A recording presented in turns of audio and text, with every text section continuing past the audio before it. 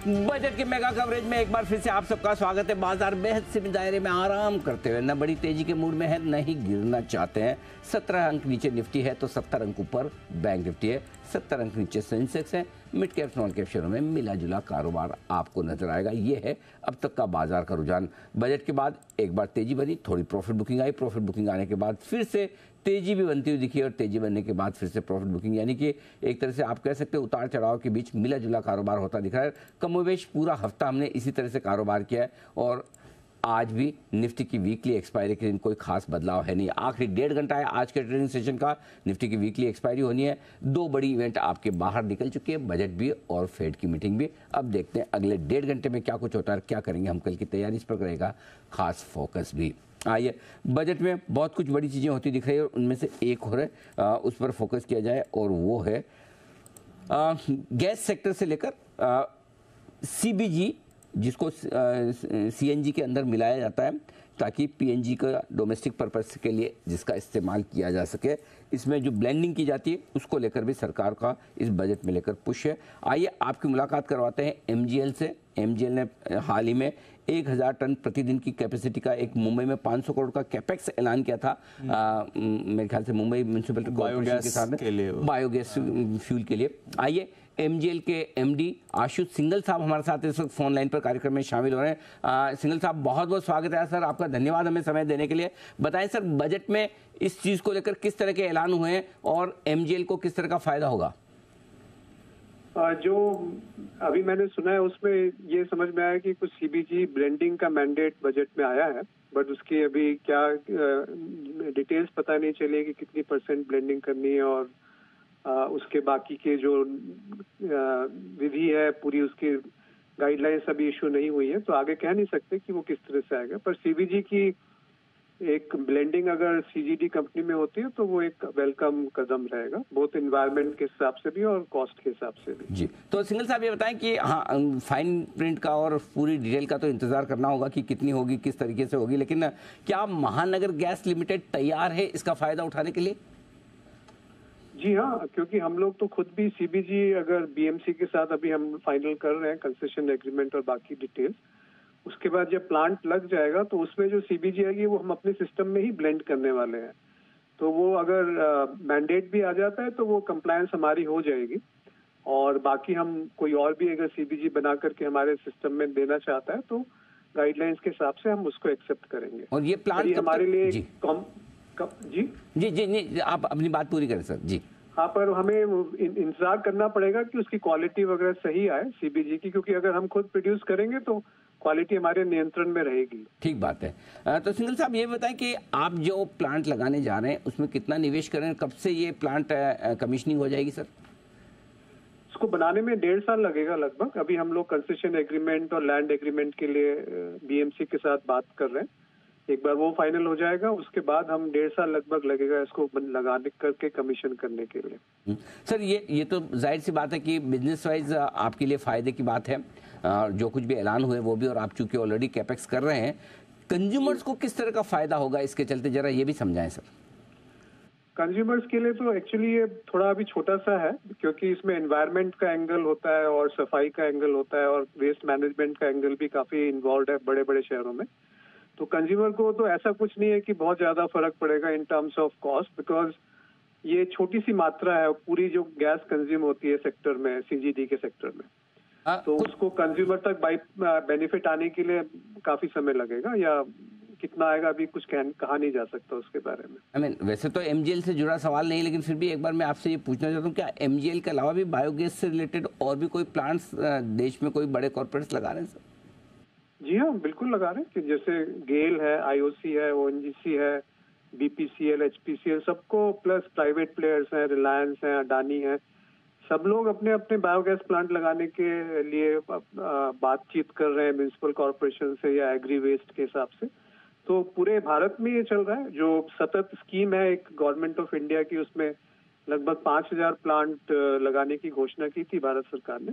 तो उसमें से काफी प्लांट्स के लिए एलओआई इशू किए हुए हैं और बहुत सारे जो कॉर्पोरेट की कंपनियां हैं वो अपना अपना देख रहे हैं कहाँ पर उनके लिए वायबल बनता है प्लांट लगाने के लिए। ठीक बात है। बहुत बहुत धन्यवाद सिंघल साहब, आपने समय दिया बजट के इन प्रस्तावों पर। तुरंत आपने पहला रिएक्शन हमारे दर्शकों के साथ शेयर किया। एग्जैक्टली कितना फायदा होगा, किस तरह से ब्लेंडिंग होगी, कितनी होगी, किस प्रोपोर्शन में होगी, वो तो बताना अभी समय लगेगा।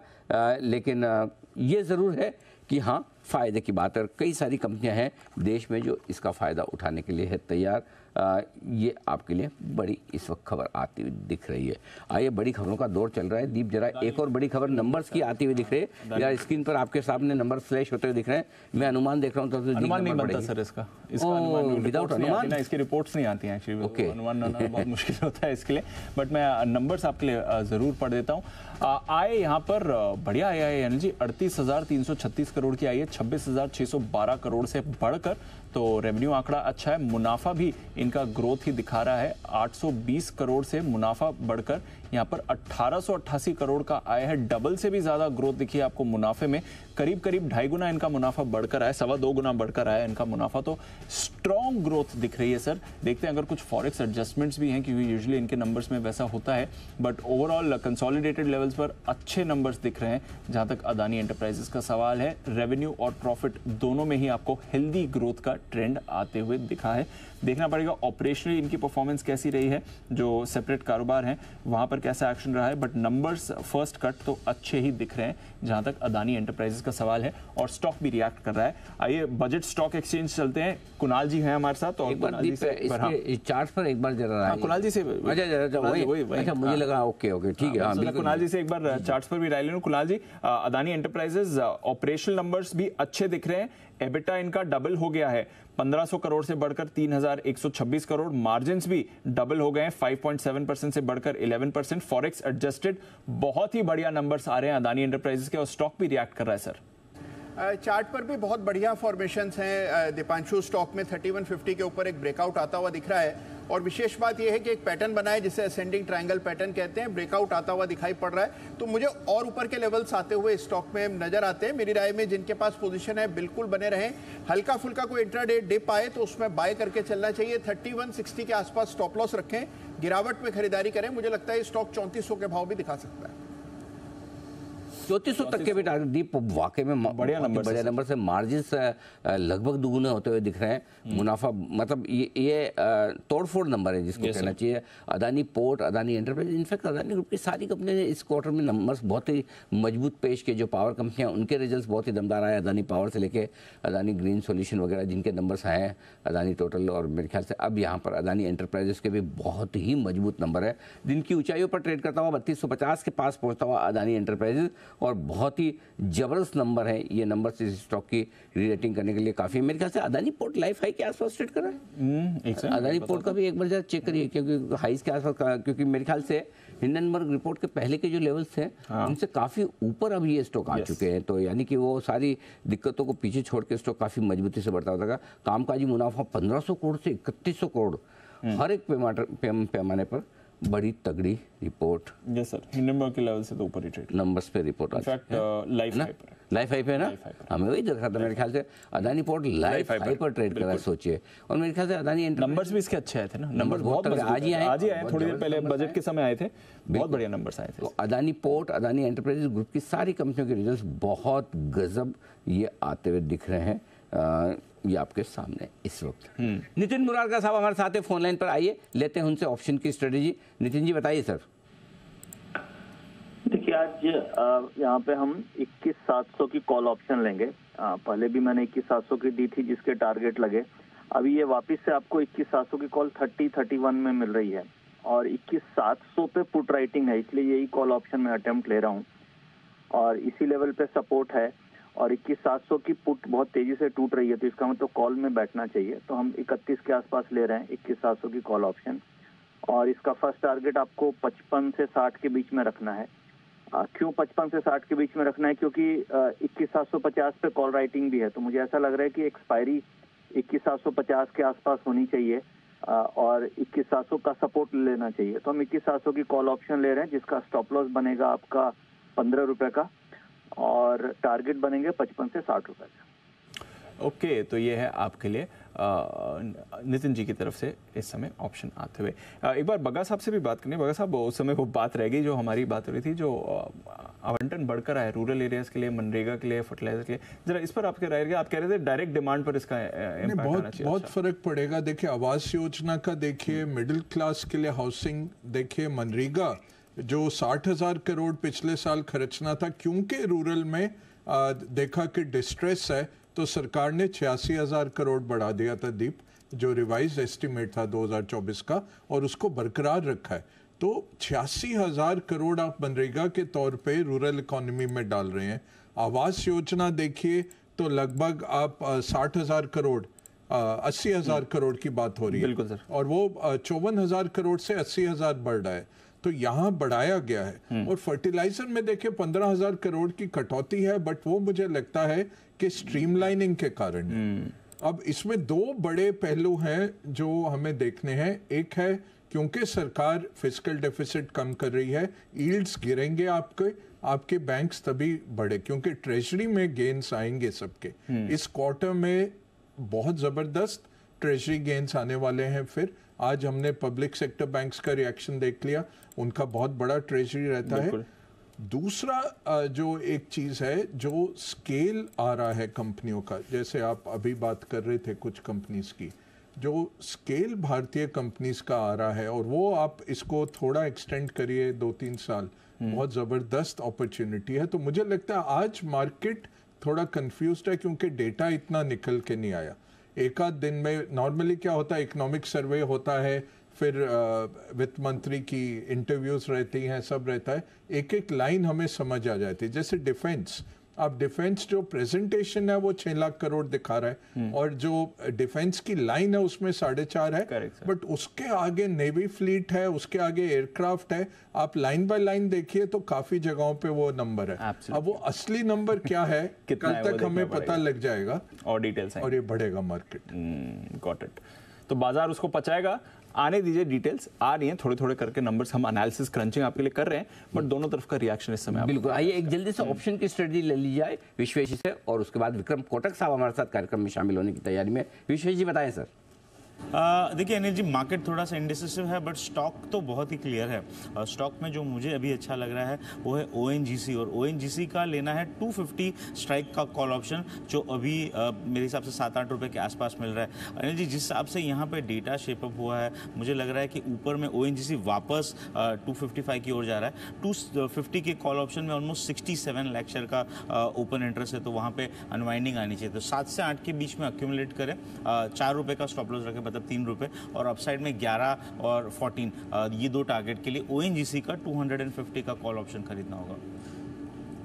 ONGC का ये है कॉल विश्वेश जी की तरफ से। आइए बढ़ते आगे, और हमारे साथ कार्यक्रम में शामिल हो रहे हैं बाजार के जाने माने दिग्गज एस लेंसडाउन इन्वेस्टमेंट के को फाउंडर और मैनेजिंग पार्टनर विक्रम कोटक साहब, जो रखते हैं बाजार पर और बजट पर गहरी पकड़ और नज़र। विक्रम जी, बहुत बहुत स्वागत है, धन्यवाद समय देने के लिए, बड़ा दिन है।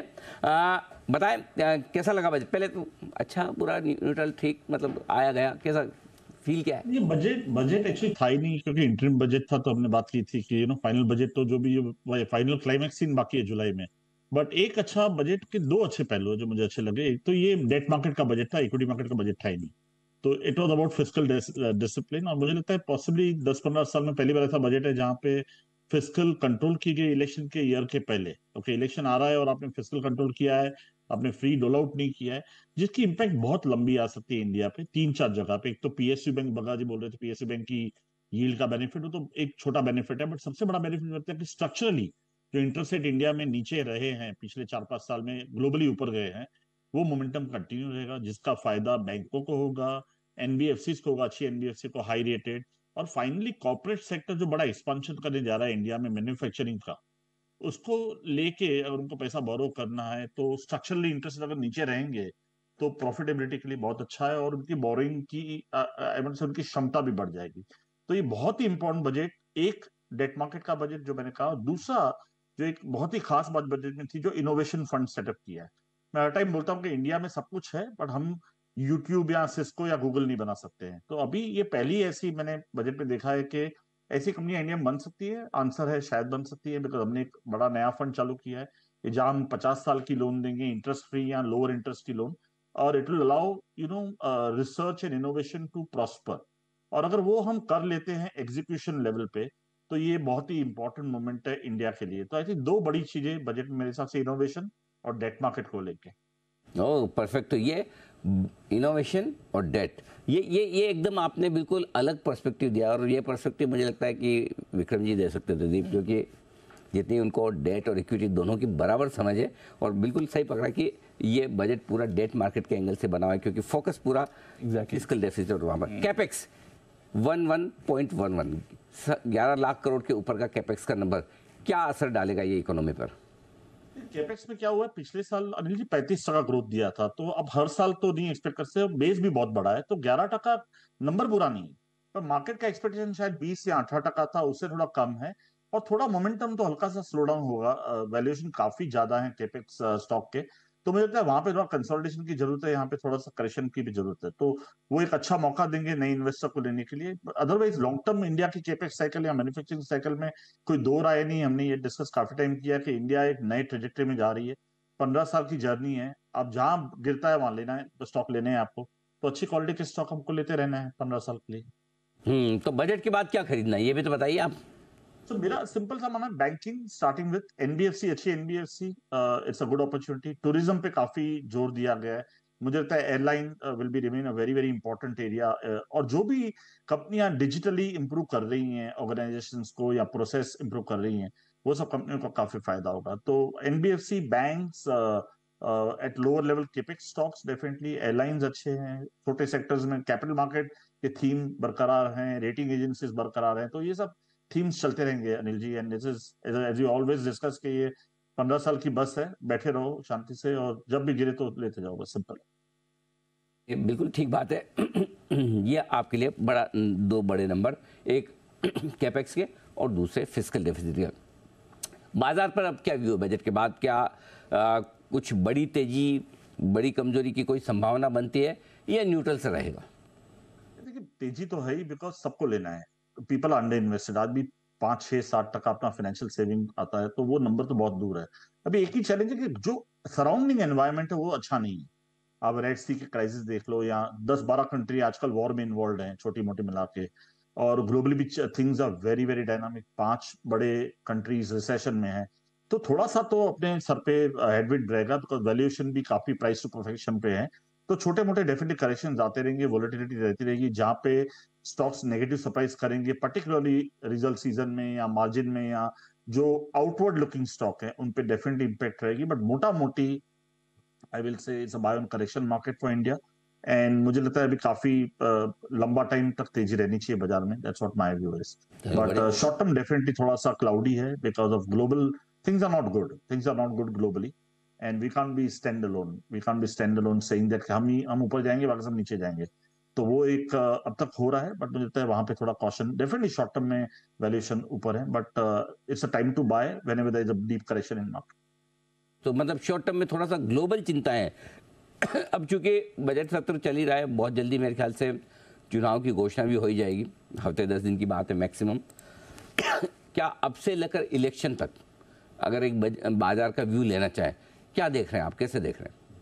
बहुत शॉर्ट टर्म में अनिल जी बड़ा मुश्किल है, बट मुझे लगता है कि आई थिंक ऐसा कोई बड़ा मंदी भी नहीं है, तो 20,000 के नीचे जाए शायद नहीं जा सकता है मार्केट, और ऊपर में भी आई थिंक अपसाइड कैप है, तो वो 8-10% की रेंज में शॉर्ट टर्म में बाजार घूमना चाहिए।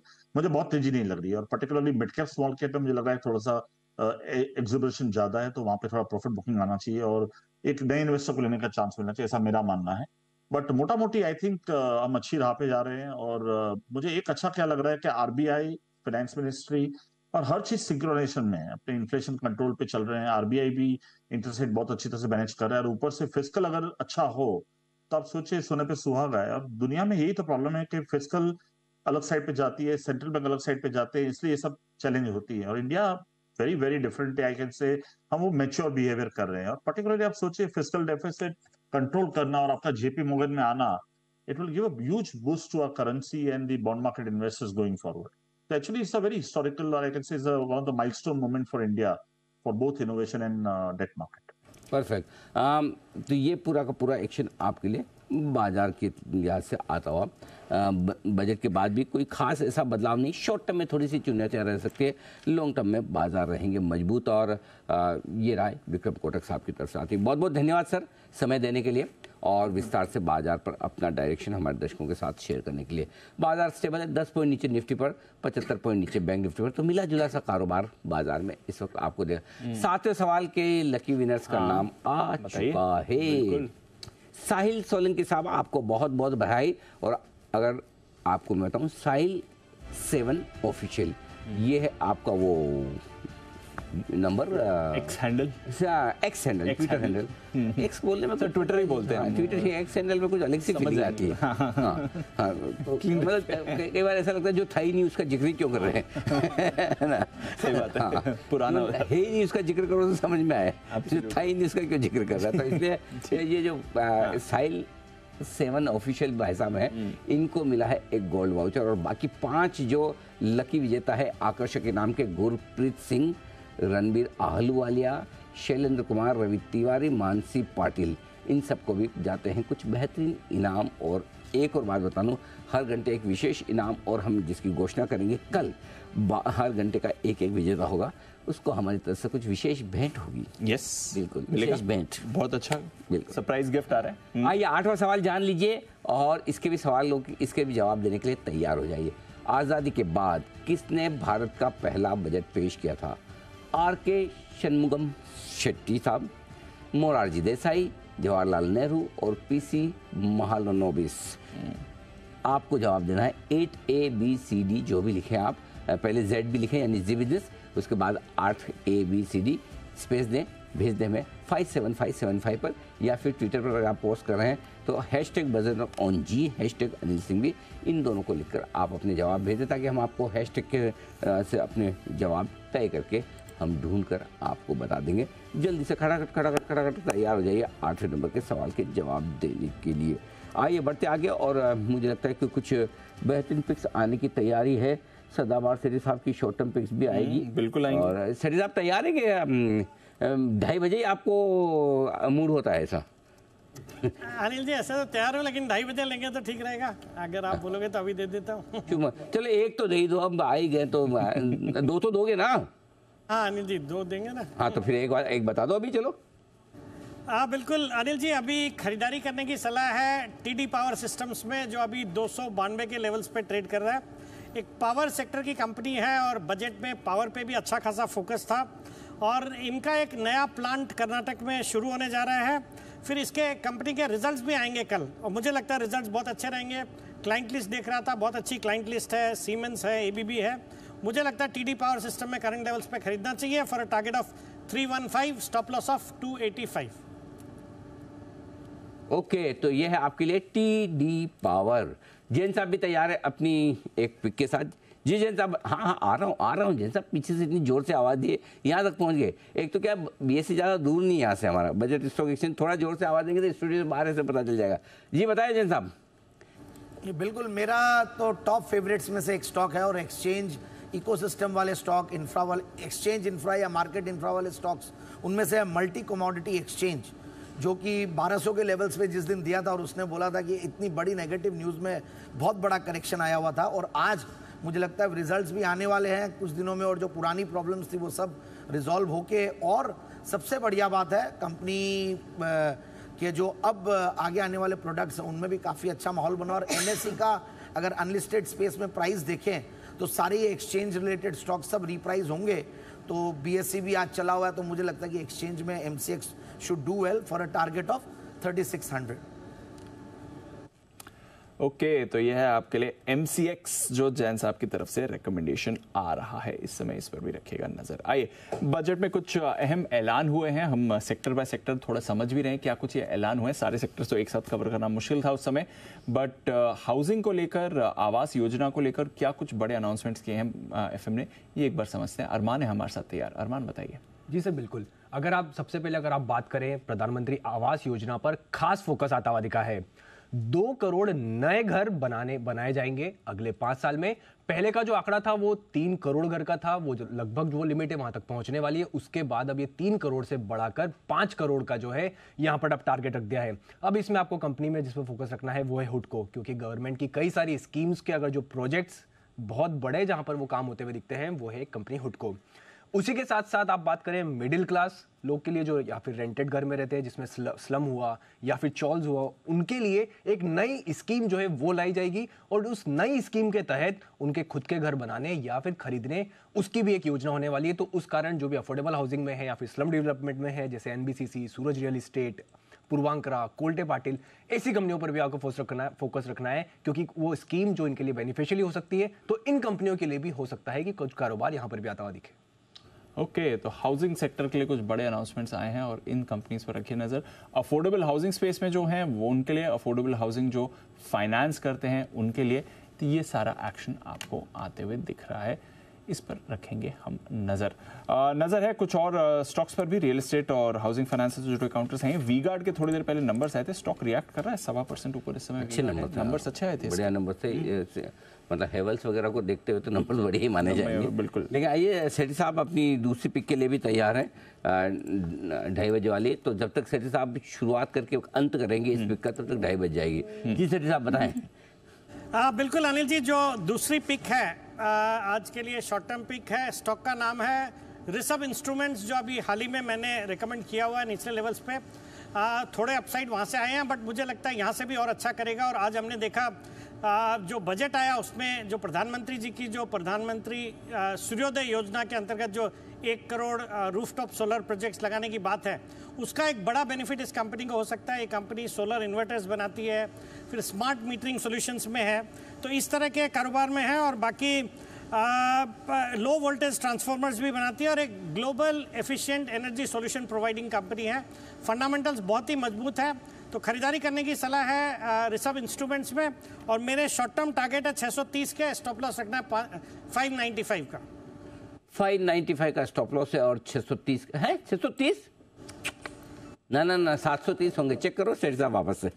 नहीं अनिल जी, स्टॉक बहुत तेजी से बढ़ गया। जब मैंने बोलना शुरू किया 605 के आसपास था, अभी 630 के आसपास आ गया। मुझे लगता है अपने स्टॉप लॉसेस को ट्रेल करते हुए 645 650 तक के टारगेट्स के लिए इंतजार करें। लॉस बढ़ाएं और टारगेट भी 645 650 तक के टारगेट के लिए अब 50 तक के टारगेट के लिए अब करें आप खरीदारी। आइए बढ़ते आगे। बाजार के एक और जाने माने दिग्गज ट्रस्ट म्यूचुअल फंड के CIO मीर वोरा साहब कार्यक्रम में हो चुके हैं शामिल। मीर सर, बहुत बहुत स्वागत है आपका।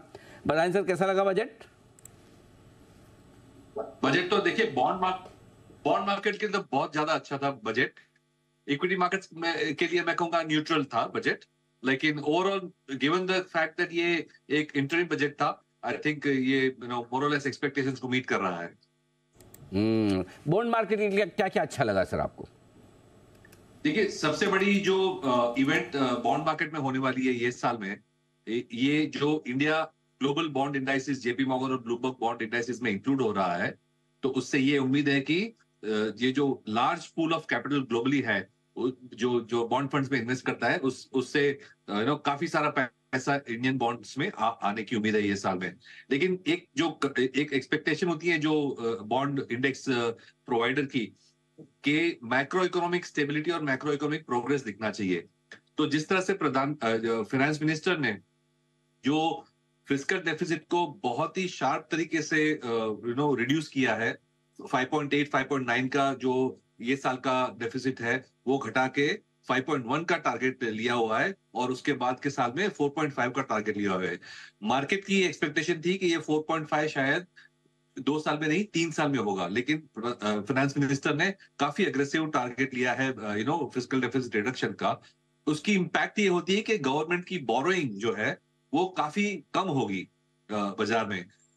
जो फाइनेंशियल ईयर 24-25 के लिए मार्केट ये एक्सपेक्ट कर रहा था कि गवर्नमेंट की ग्रॉस बोरोइंग करीबन 15 लाख करोड़ की होगी, लेकिन और उसकी एक्सपेक्टेशन थी कि जो फिस्कल डेफिसिट 5.5 या 5.4 होगी, लेकिन उससे भी कम फिस्कल डेफिसिट दिखा रहे हैं फाइनेंस मिनिस्टर, और बोरोइंग जो है 15 लाख नहीं 14 लाख की दिखाई है। तो ये एक बॉन्ड मार्केट के लिए बहुत ही ज्यादा पॉजिटिव है। जो ग्लोबल इन्वेस्टर्स हैं उसके लिए बहुत ही कंफर्टिंग फैक्टर है। तो ये बात सही है कि फिस्कल डेफिसिट को काबू में रखने का जो प्रयास किया है उसका बड़ा फायदा बॉन्ड मार्केट को मिलता हुआ दिखेगा, और बॉन्ड में तो इस बार बड़े इन्फ्लोज आने की तैयारी भी है। सरकार ने अपना बोरोइंग प्रोग्राम भी लिमिट में रखा है, ये एक अच्छी चीज़ है।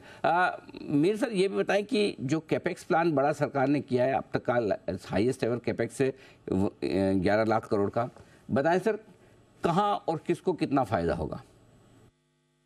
जो एक्सपेक्टेड लाइंस पे ही है, लेकिन मेरे ख्याल से थोड़ा मैं कहूंगा एक्सपेक्टेशन से कम है। वैसे एब्सोल्यूट टर्म में 11% का ग्रोथ दिखाया है कैपिटल एक्सपेंडिचर में, वो इन एब्सोल्यूट टर्म्स काफी हेल्दी है, लेकिन हमारी थोड़ी आदत बिगड़ चुकी थी क्योंकि पिछले 2 साल में गवर्नमेंट करीबन 30% का ग्रोथ दिखा रही थी कैपिटल एक्सपेंडिचर में, तो ये एक्सपेक्टेशन थोड़ी ज्यादा थी। 11% थोड़ी एक्सपेक्टेशन से कम है, लेकिन विद इन दैट जो है रेल सेक्टर है, जो हाउसिंग सेगमेंट है, उसमें जो रिन्यूएबल सोलर रूफटॉप वगैरह में जो इनिशिएटिव्स लिए हैं गवर्नमेंट ने, वो अलोंग एक्सपेक्टेड लाइंस है, तो ऐसी कोई बड़ी डिसअपॉइंटमेंट नहीं है। थोड़ी क्वांटम शायद ज्यादा हो सकती थी।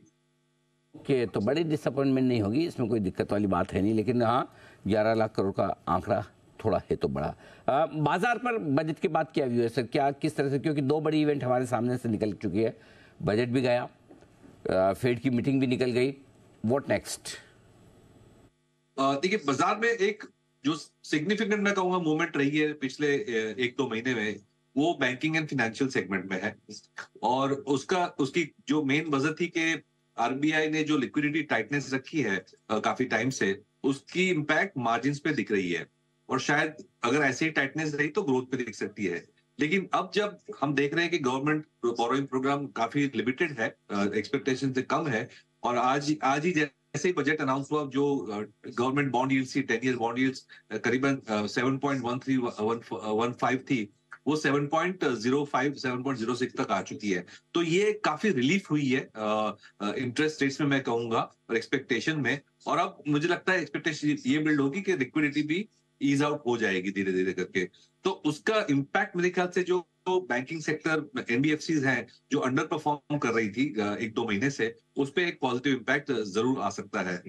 जो अलग सेगमेंट्स है छोटे छोटे, जो रेलवेज में जैसे 40,000 वैगन्स की बात करी जो वंदे भारत के फॉर्मेट में कन्वर्ट होंगे, बाकी का जो कैपेक्स है, हमने देखा कि हाउसिंग के लिए एक अच्छा इनिशिएटिव दिया हुआ है, लो कॉस्ट हाउसिंग खास करके, उसमें सीमेंट की डिमांड अच्छी आ सकती है, तो ये सबसे मेरे ख्याल से ओवरऑल बाजार को मैं कहूंगा एक न्यूट्रल फायदा होगा।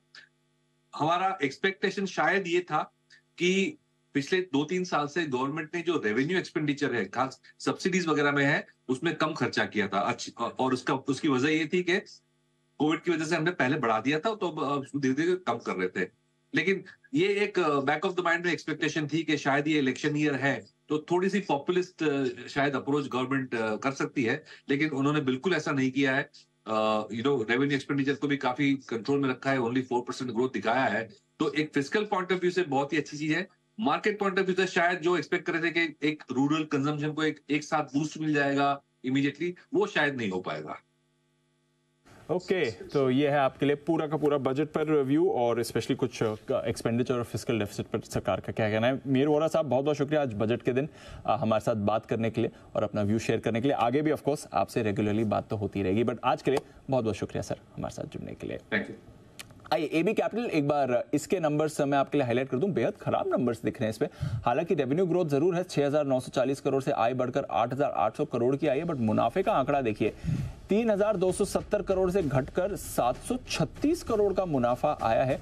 बहुत ही बड़ा कट है मुनाफे में जहां तक एबी कैपिटल का सवाल है। नेट इंटरेस्ट इनकम करीब 31% जरूर इनके बढ़कर आई है, बट 77% जो मुनाफे में कटौती हुई है एबी कैपिटल की, वो काफी कंसर्निंग है, तो इस पर रखिए आप नजर। बेहद खराब नंबर्स मेरे ख्याल से एनबीएफसी में अब तक के खराब नंबर है, ऐसे खराब नंबर तो किसी एनबीएफसी के मेरे ख्याल से नहीं है। महिंद्रा एंड महिंद्रा फाइनेंस जो आमतौर पर खराब नंबर्स के मामलों में सरप्राइज करती है, उसने भी नंबर ठीक ठाक पेश किए।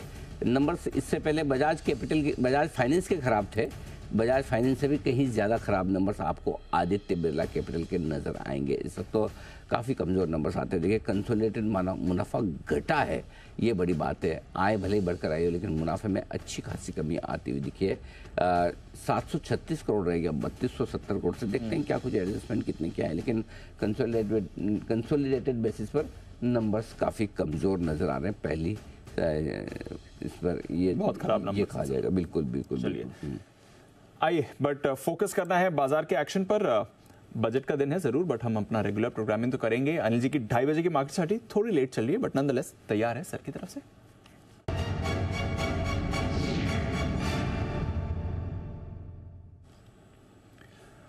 ऑफ कोर्स हमारा एक्शन तो है, बजट सेंटर स्टेज है, बैंक्स आउट परफॉर्म कर रहे हैं अनिल जी। निफ्टी एकदम फ्लैट है, डाउ फ्यूचर्स आपको थोड़ा ऊपर दिख रहे हैं कल की गिरावट के बाद, नैस्डैक फ्यूचर्स कल की भारी गिरावट के बाद इस समय थोड़ा ऊपर दिख रहे हैं। तो अमेरिकी बाजार स्टेबल संकेत दे रहे हैं। एक बार के लिए जो पॉलिसी अनाउंसमेंट पचाना था पचा लिया है।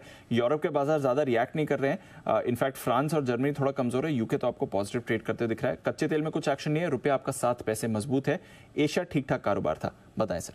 21,700 जिसके आसपास हमें यही मेक और ब्रेक लेवल है दीप। 21,700 के पुट पर हाईएस्ट ओपन इंटरेस्ट है 2.5 करोड़ शेयरों का, और 21,700 के कॉल्स पर भी आप देख सकते हैं कि यहाँ पर ओपन इंटरेस्ट 2.5 करोड़ का है। तो यानी पुट और कॉल राइटर दोनों ये चाहते हैं कि एक्सपायरी 21,700 के आसपास हो, ताकि जो कुछ भी कॉल्स और पुट्स उन्होंने बेचे हैं उसकी प्रीमियम कमाने का मौका मिल जाए। राइट, बस सिंपल सा फॉर्मूला ये है। ठीक है, 21,700 पर दोनों पुट और कॉल राइटर बराबर 2.5 करोड़ बेचकर बैठे हैं। 21,750 और 800 पर भी अच्छी खासी कॉल राइटिंग। तो अपसाइड 21,750 21,800 तक की लिमिटेड है। 21,700 के नीचे जाने नहीं चाहिए, लेकिन अगर 3 बजे के पहले चले गए और नीचे जाकर टिक गए तो मामला थोड़ा सा नीचे की तरफ का खुल सकता है। कितना खुल सकता है? हाँ, क्योंकि 21,700 क्रूशियल लेवल और वीकली एक्सपायरी भी है ना, तो कितना खुल सकता है वो मैं आपको बता दूं। 21,650 625 तक का। बस ऐसा भी नहीं कि कोई 2-1.5 पॉइंट गिर जाएंगे। 50 से 75 पॉइंट अगर आप 3 बजे के पहले 21,700 के नीचे ट्रेड करना शुरू करते हैं, टिक जाते हैं, तो आपके लिए जो लेवल अगले होंगे 21,625 650, वहाँ पर आप सपोर्ट ले लेंगे। वहाँ से आप सपोर्ट जोन में घुस भी जाएंगे। ये लेवल है आपके लिए निफ्टी के लिए। बैंक निफ्टी के डेटा में कोई खास बात है नहीं दीप, क्योंकि आज वीकली एक्सपायरी कल ही हुई है। आज शुरुआत 46,000 मेक और ब्रेक लेवल है। 46,000 के नीचे जाएंगे तो ही चिंता है। वहाँ पर 26 लाख शेयरों का ओपन इंटरेस्ट, 23 लाख शेयरों का हाईएस्ट है। तो 45,800 46,000 सपोर्ट है, 46,200 46,300 रुकावट है ये बैंक निफ्टी के लिए। निफ्टी 21,700 वहीं पर है मेक और ब्रेक लेवल। ओके, तो ये है आपके लिए इस समय अनिल जी की स्ट्रैटेजी, बाजार पर जो व्यू आ रहा है। स्वागत है आप सबका। 21,700 पर है निफ्टी इस वक्त, और बैंक निफ्टी 46,100 के आसपास ट्रेड करता हुआ दिख रहा है। ब्लूमबर्ग के हवाले से जो खबर आती दिख रही है उस पर करिए फोकस। ये खबर है आपके लिए काम की, जो पेट्रोनेट एलएनजी को लेकर आती दिख रही है। अच्छी खबर है पेट्रोनेट एलएनजी के लिए, और ये आती दिख रही है कि एलएनजी सप्लाई के लिए पेट्रोनेट एलएनजी ने श्रीलंका सरकार के साथ दोबारा बातचीत शुरू कर दी है। और ये बहुत इंटरेस्टिंग खबर है। ये खबर किस लिए इंटरेस्टिंग है मैं बता दूं, थोड़ा सा बैकग्राउंड आपको दे दूं। पिछले हफ्ते हमने बताया था आपको कि कतर के साथ सस्ते एलएनजी के लिए पेट्रोनेट एलएनजी ने बातचीत शुरू की। वहाँ से बड़ी मात्रा में सस्ता फ्यूल खरीदने, सस्ता एलएनजी खरीदने की तैयारी है पेट्रोनेट एलएनजी की। और उसके बाद अब आप देखिए सामने सामने इनके लिए बेचने की भी तैयारी होती दिख रही है। ये एक जो बढ़िया मार्जिन वाला बिजनेस इनके लिए जो है वो मार्जिन आपके लिए बनता हुआ दिख रहा है। तो वो ये एक बड़ा फर्क पड़ा है। आराम से 15% के आसपास का स्प्रेड आपको मिलेगा। तो ये खबर ब्लूमबर्ग के हवाले से आती दिख रही है, जो पेट्रोनेट एलएनजी के लिए स्टॉक हमारी रिकमेंडेशन लिस्ट में रहा है। बजट में सस्ता शेयर भी, उसके बाद स्टॉक में आपने देखा अच्छा रनअप और बहुत ही दमदार नतीजे भी थे। और अब फिर से एक बार अच्छी खबर आपके लिए पेट्रोनेट एलएनजी पर आती हुई दिख रही है, और स्टॉक भरपूर एक्शन में आपको दिख रहा है। डेज हाई के आसपास ट्रेड करता हुआ दिख रहा है, 270 के आसपास फिर से पहुंचता हुआ यहाँ पर।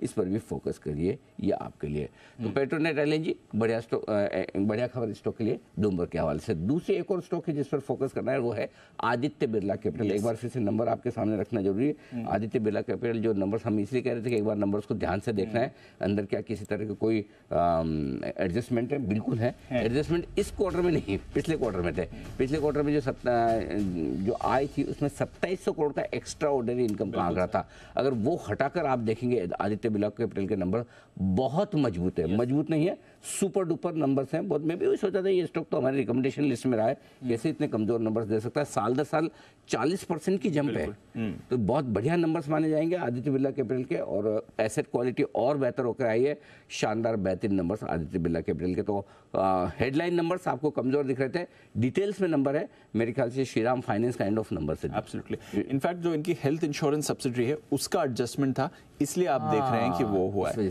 अदरवाइज आप देख ले तो एनबीएफसी बिजनेस की जो परफॉर्मेंस है अनिल जी बहुत ही मजबूत रही है। इनफैक्ट काफी अच्छी परफॉर्मेंस मानी जाएगी एबी कैपिटल की। अगर आप बात करें कि प्रेजेंटेशन में देख रहा हूं सर, एनबीएफसी बिजनेस में 26% की लोन ग्रोथ इन्हें दिखी है, बहुत ही बढ़िया। जो ओवरऑल लोन पोर्टफोलियो 35% बढ़ा है, निम्स इनके 0.7% के आसपास स्टेबल है, रिटर्न ऑन एसेट्स अच्छे आए हैं, जो एसेट क्वालिटी है उसमें भी सुधार देखा गया है अनिल जी। तो ओवरऑल बेसिस पर जाएंगे तो जो एनबीएफसी बिजनेस है, हाउसिंग फाइनेंस बिजनेस है, दोनों ने अच्छा किया है।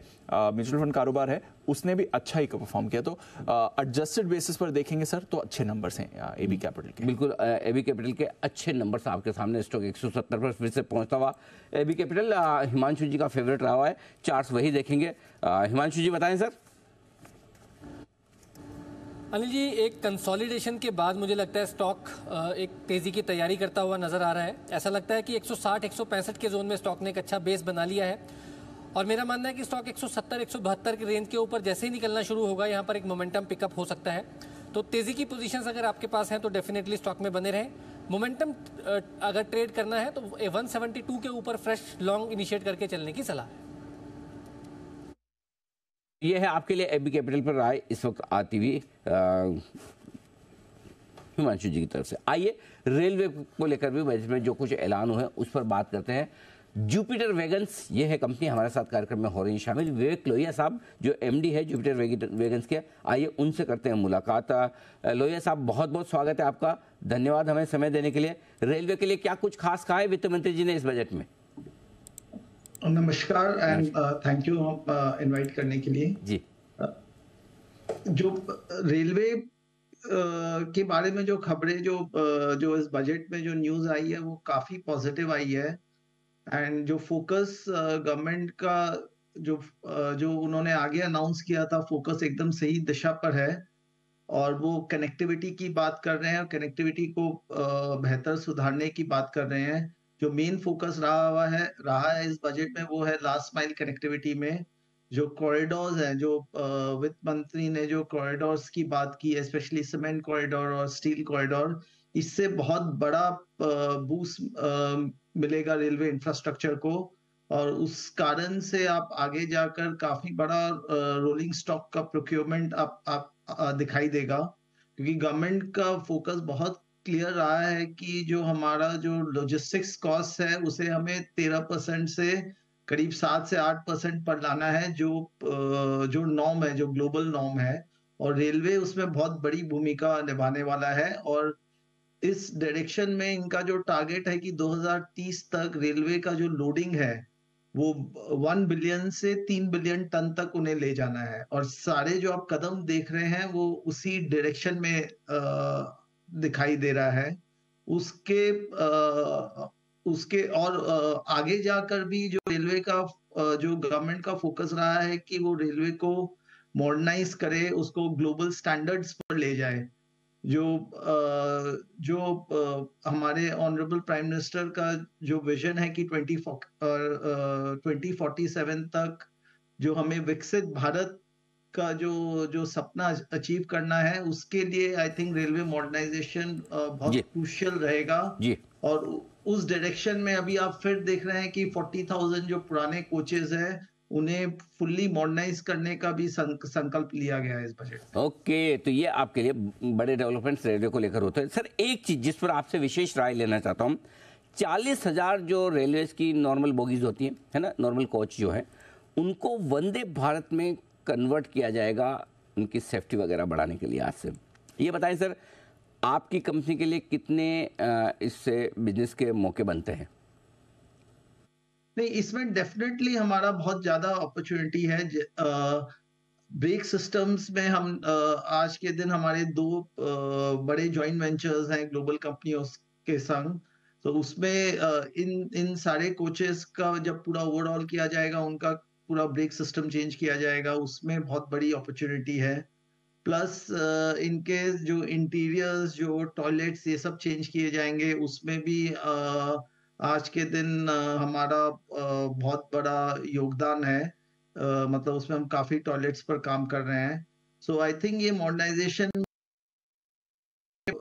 हमारी बहुत भागीदारी रहेगी। उससे भी बड़ा जो डायरेक्शन बहुत क्लियर है कि आगे जाकर रेलवे नई टेक्नोलॉजी और मॉडर्न इक्विपमेंट ही सिर्फ खरीदेगा। आई थिंक वो इस सेक्टर के लिए बहुत बड़ा न्यूज है और बहुत बड़ा क्लियर जो गवर्नमेंट का डायरेक्शन और रोड मैप है। इससे जो हम नए जो अंडर मेक इन इंडिया हम जो नए टाइप्स कर रहे हैं, जो नई टेक्नोलॉजीज इंट्रोड्यूस कर रहे हैं, इससे बहुत बड़ा उससे बढ़ावा मिलेगा। ये बिल्कुल, तो ये भी एक बड़ा बढ़ावा मिलने की संभावना है। लोहिया साहब, बहुत बहुत धन्यवाद आपका, आपने समय दिया और क्विक बजट का एनालिसिस हमारे दर्शकों के सामने। बहुत बहुत धन्यवाद। तो 40,000 नॉर्मल बोगीज जो है ना सेफ्टी स्टैंडर्ड के लिहाज से उन्हें बदला जाएगा वंदे भारत में। ये एक बड़ा एक्शन। आइए, एक्शन तो बीएसई पर है। बिल्कुल है। बजट स्टॉक एक्सचेंज सेठी साहब है, फुल फॉर्म में है। सेठी साहब बताएं अपनी अगली पिक। बिल्कुल अनिल जी, जो अब एक स्टॉक जिसमें खरीदारी करनी है, नाम सुन के आपको भी अच्छा लगेगा, हाल ही में आपने रेकमेंड भी किया हुआ है। इंजीनियर्स इंडिया लिमिटेड में खरीदारी करने की सलाह है। 233 के लेवल पे अभी ट्रेड कर रहा है। शॉर्ट टर्म टारगेट है 245 के, स्टॉप लॉस रखना है 228 रुपए का। एक बहुत ही ज़बरदस्त कंपनी है और आज जिस तरह से कोल गैसिफिकेशन को बढ़ावा देने के लिए सरकार ने बातें करी है और जो रिन्यूएबल प्रोजेक्ट्स, जो ग्रीन हाइड्रोजन के लिए जो भी अनाउंसमेंट्स हुए हैं, उन सब का एक बड़ा बेनिफिशियरी ये कंपनी हो सकती है और फंडामेंटली एक बहुत ही मजबूत स्ट्रॉन्ग कंपनी है। मुझे लगता है करंट लेवल्स पे खरीदना चाहिए for a short term target of 245 and stop loss of 228। तो ये है EIL इंजीनियर्स इंडिया लिमिटेड। बिल्कुल हमें भी पसंद है। बिल्कुल कुणाल जी भी कोई विशेष टिप्पणी करना चाहते हैं, ऐसा लगा। कुणाल जी?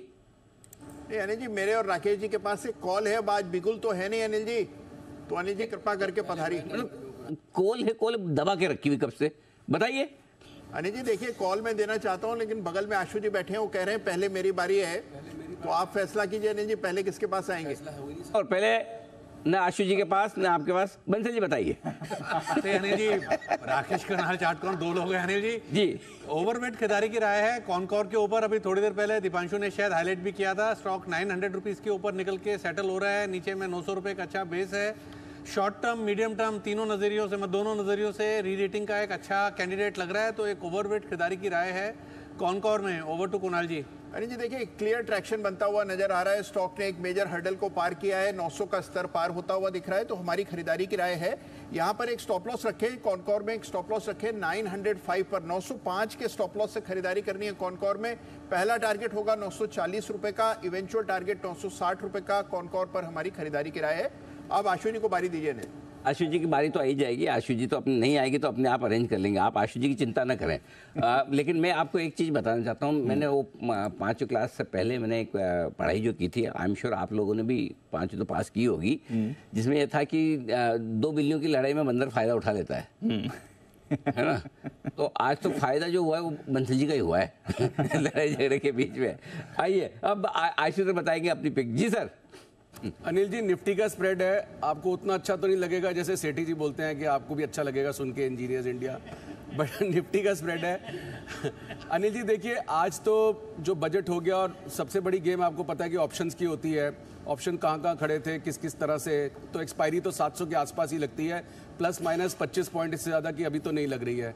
बट अनिल जी मुझे लगता है कि कल ग्लोबल मार्केट्स भी डाउन थे, आज वहाँ भी रिवर्सल लगता है, तो ये वापस एक अपमूव 850 तक दोबारा आ सकता है, और अगर वो क्रॉस कर गया तो बड़ा भी हो सकता है। लेकिन वो अनिल जी वहाँ पे मैं बार बार बोल रहा हूँ, कॉशियस रहना है, इतना आसान नहीं है, जियोपॉलिटिकल टेंशन को भी ध्यान रखना है। तो अनिल जी निफ्टी का स्प्रेड है 21,700 की कॉल लेनी है अगले हफ्ते की, और 22,000 की 300 पॉइंट ऊपर की 2 कॉल बेचनी है। स्प्रेड बनेगा अनिल जी 50 रुपए में, 20-25 रुपए ऑलरेडी इन द मनी है, और अनिल जी मुझे लगता है ये 50 रुपए लगा के मुझे 100 से 150 रुपए मिल सकते हैं।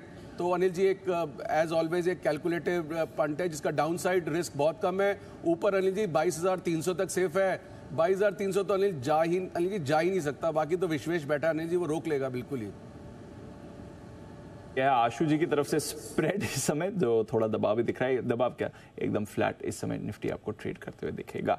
आइए कुछ और कॉल्स भी हैं बजट स्टॉक एक्सचेंज से, भर भर के कॉल्स आ रही हैं एक्सपर्ट्स की तरफ से। आइए पहले एक सिद्धार्थ जी की कॉल ले लेते हैं। सिद्धार्थ जी बताएं सर। देखिए दीपांशु, अभी इनके मैनेजमेंट को भी हमने सुना, जेके बैंक, जम्मू कश्मीर बैंक, और अनिल जी ने भी कई बार रेकमेंड किया है। तो जम्मू कश्मीर बैंक पे खरीदारी की राय है। शॉर्ट टर्म टारगेट 145 का रख सकते हैं, पोजिशनल टारगेट 160 का। बैंकिंग स्पेस काफ़ी अच्छा लग रहा है, बट मैं मानता हूँ कि इसके जो ओवरऑल बुक साइज है वो करीबन 89,000 करोड़ का लोन बुक। ROA स्ट्रॉन्ग दिख रहा है 1.5% के करीब।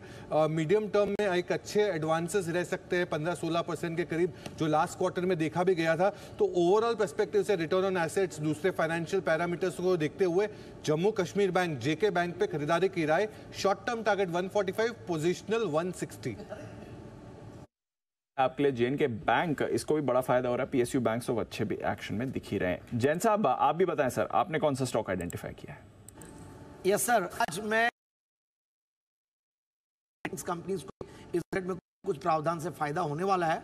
और सबसे बढ़िया बात है, मैंने केयर दिया था, हालांकि जिस दिन मैंने दिया था उस दिन केयर ज़्यादा चला नहीं था, और आज जो अनलाइक था, मतलब it was quite unlikely. Generally James में जो भी स्टॉक देते हैं 5-7% जनरली मूव करते हैं, बट इस बार नहीं किया था। And I was also very surprise, क्योंकि उसके एक दिन पहले चला हुआ था, फिर करेक्शन हुआ, और अब आज वापस से 10% के लगभग केयर तेज है।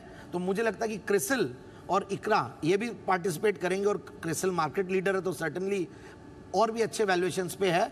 तो 4500 के टारगेट के लिए क्रिसिल को लेना चाहिए। दूसरा कॉल दे सकता हूं अगर आपकी इजाजत हो तो? सर बताइए। दूसरा है पावर रिलेटेड स्टॉक्स भी काफी चल रहे हैं, और पावर एंसिलरी स्टॉक्स पे मैं वैसे ही बहुत बुलिश रहता हूँ, वायर्स एंड केबल्स वाले स्टॉक्स पे। तो एक मेरा चहेता स्टॉक है प्रिसिजन वायर्स, उस स्टॉक को भी लिया जा सकता है 175 के टारगेट्स के लिए। ओके, तो प्रिसिजन वायर्स यहां पर भी करिए खरीदारी, 175 का टारगेट। क्रिसिल इस पर भी करके चले खरीदारी, 4,500 का टारगेट। 2 कॉल्स आ रही हैं जैन साहब की तरफ से। हिमांशु जी, उन्होंने भी एक स्टॉक आइडेंटिफाई करा है, आइए जानते हैं उनके साथ। हिमांशु जी बताएं सर। दीप, खरीदारी करनी है NMDC में। यहाँ पर भी हमने देखा था कि एक काफ़ी अच्छी तेज़ी देखने को मिली थी, और पिछले कुछ दिनों से स्टॉक एक साइडवेज कंसोलिडेशन में था। आज यहाँ पर एक फ्रेश राउंडिंग बॉटम, एक कप एंड हैंडल फॉर्मेशन की तैयारी है ब्रेकआउट की। तो मुझे लगता है कि next leg of upside NMDC में शुरू होती हुई नजर आ रही है, और इस अपसाइड में स्टॉक 232-235 रुपए तक जाने की तैयारी कर रहा है। डीप इस ट्रेड को ऑप्शन के जरिए भी ले सकते हैं। 225 के स्ट्राइक का कॉल ऑप्शन, जो कि अभी 9 रुपए 50 पैसे, 9 रुपए 70 पैसे पर ट्रेड करता है। इन लेवल्स पे खरीदारी करेंगे 8 रुपए के स्टॉप लॉस के साथ। 12.5-14 रुपए के 2 टारगेट्स के लिए NMDC 225 की स्ट्राइक की कॉल ऑप्शन में खरीदारी करके चलने की सलाह है। तो NMDC ऑप्शंस के जरिए यहां पर आप ट्रेड कर सकते हैं। बजट का ऑप्शन ही मान लीजिए ये जो हिमांशु जी की तरफ से आपके लिए इस समय आ रहा है। तो स्टॉक्स भरपूर मूवमेंट दिखाने के मूड में आपको दिख रहे हैं, अपॉर्चुनिटीज आ रही हैं। वेल्सपन एंटरप्राइजेस के नंबर्स भी अभी आ रहे हैं। ग्रीन प्लाई, इसके भी नंबर्स आपके सामने आते हुए दिख रहे हैं। तो कुछ नतीजों का भी रिएक्शन स्क्रीन पर प्ले आउट हो रहा है। दोनों तरफ की मूव्स इस समय आती हुई दिख रही हैं। अच्छा एक्शन है, देखते हैं यहाँ से कैसा मूव आपको आते हुए दिखेगा। अर्निंग्स पर भी पूरा फोकस बना हुआ है। बगा साहब से एक बार बात भी करनी थी। बगा साहब, पचा लिया बाजार ने जो बजट का अनाउंसमेंट करना था, कल से फिर बैक टू नॉर्मल सर? जितने भी अनाउंसमेंट्स का रिएक्शन था हो चुका है? जी दीप, ज़्यादातर हो चुका है। और देखिए जो फोकस एरिया हमने करना, अभी अभी मैं देख रहा था एक न्यूज़ आ रही थी, KKR जो विश्व विख्यात प्राइवेट इक्विटी फंड है दीप जी, उन्होंने ऑलरेडी रफली $6.5 बिलियन उठाए थे एक इंफ्रास्ट्रक्चर फंड में, और एशिया फोकस्ड है एक्स चाइना, तो चाइना में नहीं डालेंगे। और क्लियरली उन्होंने कहा है India and south east Asia. और एक और फंड अभी सेकंड फंड लॉन्च किया था, वो अभी क्लोज हो रहा है 6.5 बिलियन और। तो $13 बिलियन एशिया इंफ्रास्ट्रक्चर में एक PE फंड के पास पड़ा है। US VC अगर आप देखें 311 बिलियन पड़े हैं। तो मैं कहूँगा जो बजट से आया है, हो सकता है लोग मई 13-14 तक वेट करेंगे कि नई सरकार की क्लैरिटी आ जाए, बट मैं बोल रहा हूँ भारतीय इंफ्रास्ट्रक्चर में बहुत पैसा आने वाला है। जिस तरह से ये रेज हो रहे हैं फंड्स, ये मिस नहीं करना अपॉर्चुनिटी। आजकल क्या होता है, जियोपॉलिटिक्स के कारण क्या होता है वो हम कह नहीं सकते, बट अगर आपका थोड़ा सा भी लंबा नजरिया है, इस बजट से जो निष्कर्ष निकला है दीप, कि आपके टैक्स रेवेन्यूज बढ़ रहे हैं और सरकार स्ट्रक्चरली क्वालिटेटिवली बेटर एक्सपेंस कर रहा है कि भाई कैपेक्स में डालो जो 4, 5, 10 गुना आपको लौटाएगा 3 साल में, और वो जो पिछले 5 साल में डाला है वो अगले साल से आने लग जाएगा। ये जो टैक्स रेवेन्यू में आप देख रहे हैं, क्योंकि कोई नहीं समझा पा रहा 29% इंडिविजुअल टैक्स कैसे बढ़ रहा है, 20% कॉर्पोरेट टैक्स कैसे बढ़ रहा है। हम लिस्टेड कंपनियां तो देख रहे हैं, ऐसा तो कुछ नहीं है कि 20% बढ़ गया, बट ये है कि जो मल्टीप्लायर लग के आ रहा है, जो अनलिस्टेड कंपनी है, वो पूरा जीडीपी वाइड एक इम्पैक्ट आ रहा है। ये कैपेक्स एक्सपेंडिचर, अगर प्राइवेट कैपेक्स आ जाता है, ये पी वाले डालने लग जाएं पैसा, और ये रिन्यूएबल्स वगैरह में क्या है, लागत बहुत है, बट जब वो देने लग जाता है 25 साल तक आपको कुछ नहीं करना, जस्ट कलेक्ट करना है। ये मेगावाट, ये गीगावाट के जो प्रोजेक्ट बनेंगे रिन्यूएबल्स में, ये पी वाले ही करेंगे। किसके पास पैसे है, या पी के पास है या पब्लिक से आप उठाएं, गवर्नमेंट के पास भी नहीं है। तो मैं कहूँगा ये बहुत बड़ा निष्कर्ष है आज की बजट से कि सरकार अगर डिसिप्लिन्ड वे में खर्चा कर रही है, क्वालिटेटिवली बेटर खर्चा कर रही है, और बिल्कुल इससे प्रणबद्ध है कि हम कम करेंगे फिस्कल डेफिसिट। ये मार्केट के लिए मेरे ख्याल से तो बहुत अच्छा बजट था। अब समझ नहीं आई कि प्रॉफिट बुकिंग हुई कि क्या हुआ, कि लिस्टलेस डे हो गया। अब कल तक मेरे ख्याल से थोड़े और डिटेल्स आएंगे। आप कह रहे थे कुछ नंबर्स की भी हमें क्लैरिटी मिलेगी। चलिए सर, एनीवे बग्गा साहब तो खैर हमारे साथ रेगुलरली जुड़ते हैं, तो पूरी एनालिसिस करेंगे सर के साथ। आज जो नंबर्स हैं उस पर तो रिएक्शन आपको दिख ही रहा है। नंबर्स की बात करी सर, तो टाइटन के नंबर्स भी आ गए, एक बार मैं वो हाईलाइट भी कर देता हूँ। मुनाफा थोड़ा अनुमान से कम आपको आते दिख रहा है, हालांकि इनके अपडेट से ज्यादातर नंबर्स का आपको आइडिया मिल जाता है, बट फिर भी करीब 110 करोड़ से मुनाफा अनुमान से कम आया है। 1040 करोड़ पर मुनाफा आया है। हमारा अनुमान 1157 करोड़ का था, बेस इनकी 950 करोड़ से, तो 950 करोड़ से बढ़कर 1040 करोड़ का आपका मुनाफा है। 90 करोड़ की मुनाफे में बढ़ोतरी हुई है, बट हमारे अनुमान से करीब 110 करोड़ रुपए कम आया है ये आंकड़ा। इससे स्टॉक पर भी वैसे भी थोड़ा प्रेशर बना ही हुआ था, अब थोड़ा नंबर्स के बाद और प्रेशर बन रहा है। मुनाफे का आंकड़ा डेफिनेटली अनुमान से कम आते हुए दिखाए। आय की बात करें तो 10,875 करोड़ से बढ़कर आपकी आय 12,910 करोड़ पर आती हुई दिख रही है। जहां तक टाइटन का सवाल है, अगेन अनुमान से कम है, क्योंकि हमारा अनुमान था 13,270 करोड़ का, तो हमारे अनुमान से देखें तो ये जो 12,910 करोड़ का आंकड़ा है वो लोअर ही आपको आते हुए दिखाए। करीब 350-400 करोड़ से आय ने माफ कीजिए 350 करोड़ से आय ने मिस किया है। तो रेवेन्यू ग्रोथ उतनी अच्छी नहीं रही है, इसलिए आपने देखा है मुनाफे पर भी प्रेशर है। एबिटा भी कुछ ज्यादा खास नहीं है, 1457 करोड़ का एबिटा है। हमारा अनुमान 1665 करोड़ का था, 200 करोड़ रुपए से आपका एबिटा मिस हुआ है। क्लियर मिस आ रहा है नंबर्स पर जहां तक टाइटन का सवाल है, और इसलिए स्टॉक पर भी प्रेशर इस समय बन रहा है। कुणाल जी एक बार चार्ट्स भी देखें, डेज लो पर है, 2.25% नीचे, अनुमान से कम नंबर्स आए हैं। 11.2% के मार्जिन है, हमने 12.5% के अनुमान लगाया था। तो सभी पैमाने पर देखें तो काफी कमजोर नंबर्स, कमजोर तो नहीं बट हाँ अनुमान से तो कमजोर, और मार्जिन्स पर डेफिनेटली वीक दिख रहे हैं टाइटन।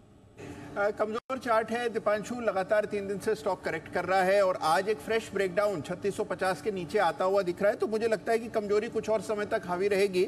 बड़ा सपोर्ट चार्ट पर अब 3550 पर नजर आता है, तो और यहां से कुछ गिरावट की बिल्कुल संभावना है। तो गिरावट पे मेरी राय में थोड़ा वेट एंड वॉच करें, अभी फिलहाल बॉटम फिशिंग की प्रयास न करें, स्टॉक को सेटल हो जाने दें। मुझे लगता है और यहां से 100 रुपए की गिरावट मुमकिन है। डिसअपॉइंटिंग नंबर्स हैं टाइटन के, और इसलिए स्टॉक में आपको गिरावट दिख रही है, और 100 रुपए की गिरावट और आ सकती है। ये है आपके लिए कुणाल जी की तरफ से मैसेज। बराए कुछ बेहतरीन कंपनीज के साथ हम बात कर रहे हैं जहां पर बजट अनाउंसमेंट का इंपैक्ट आपको आते हुए दिख रहा है।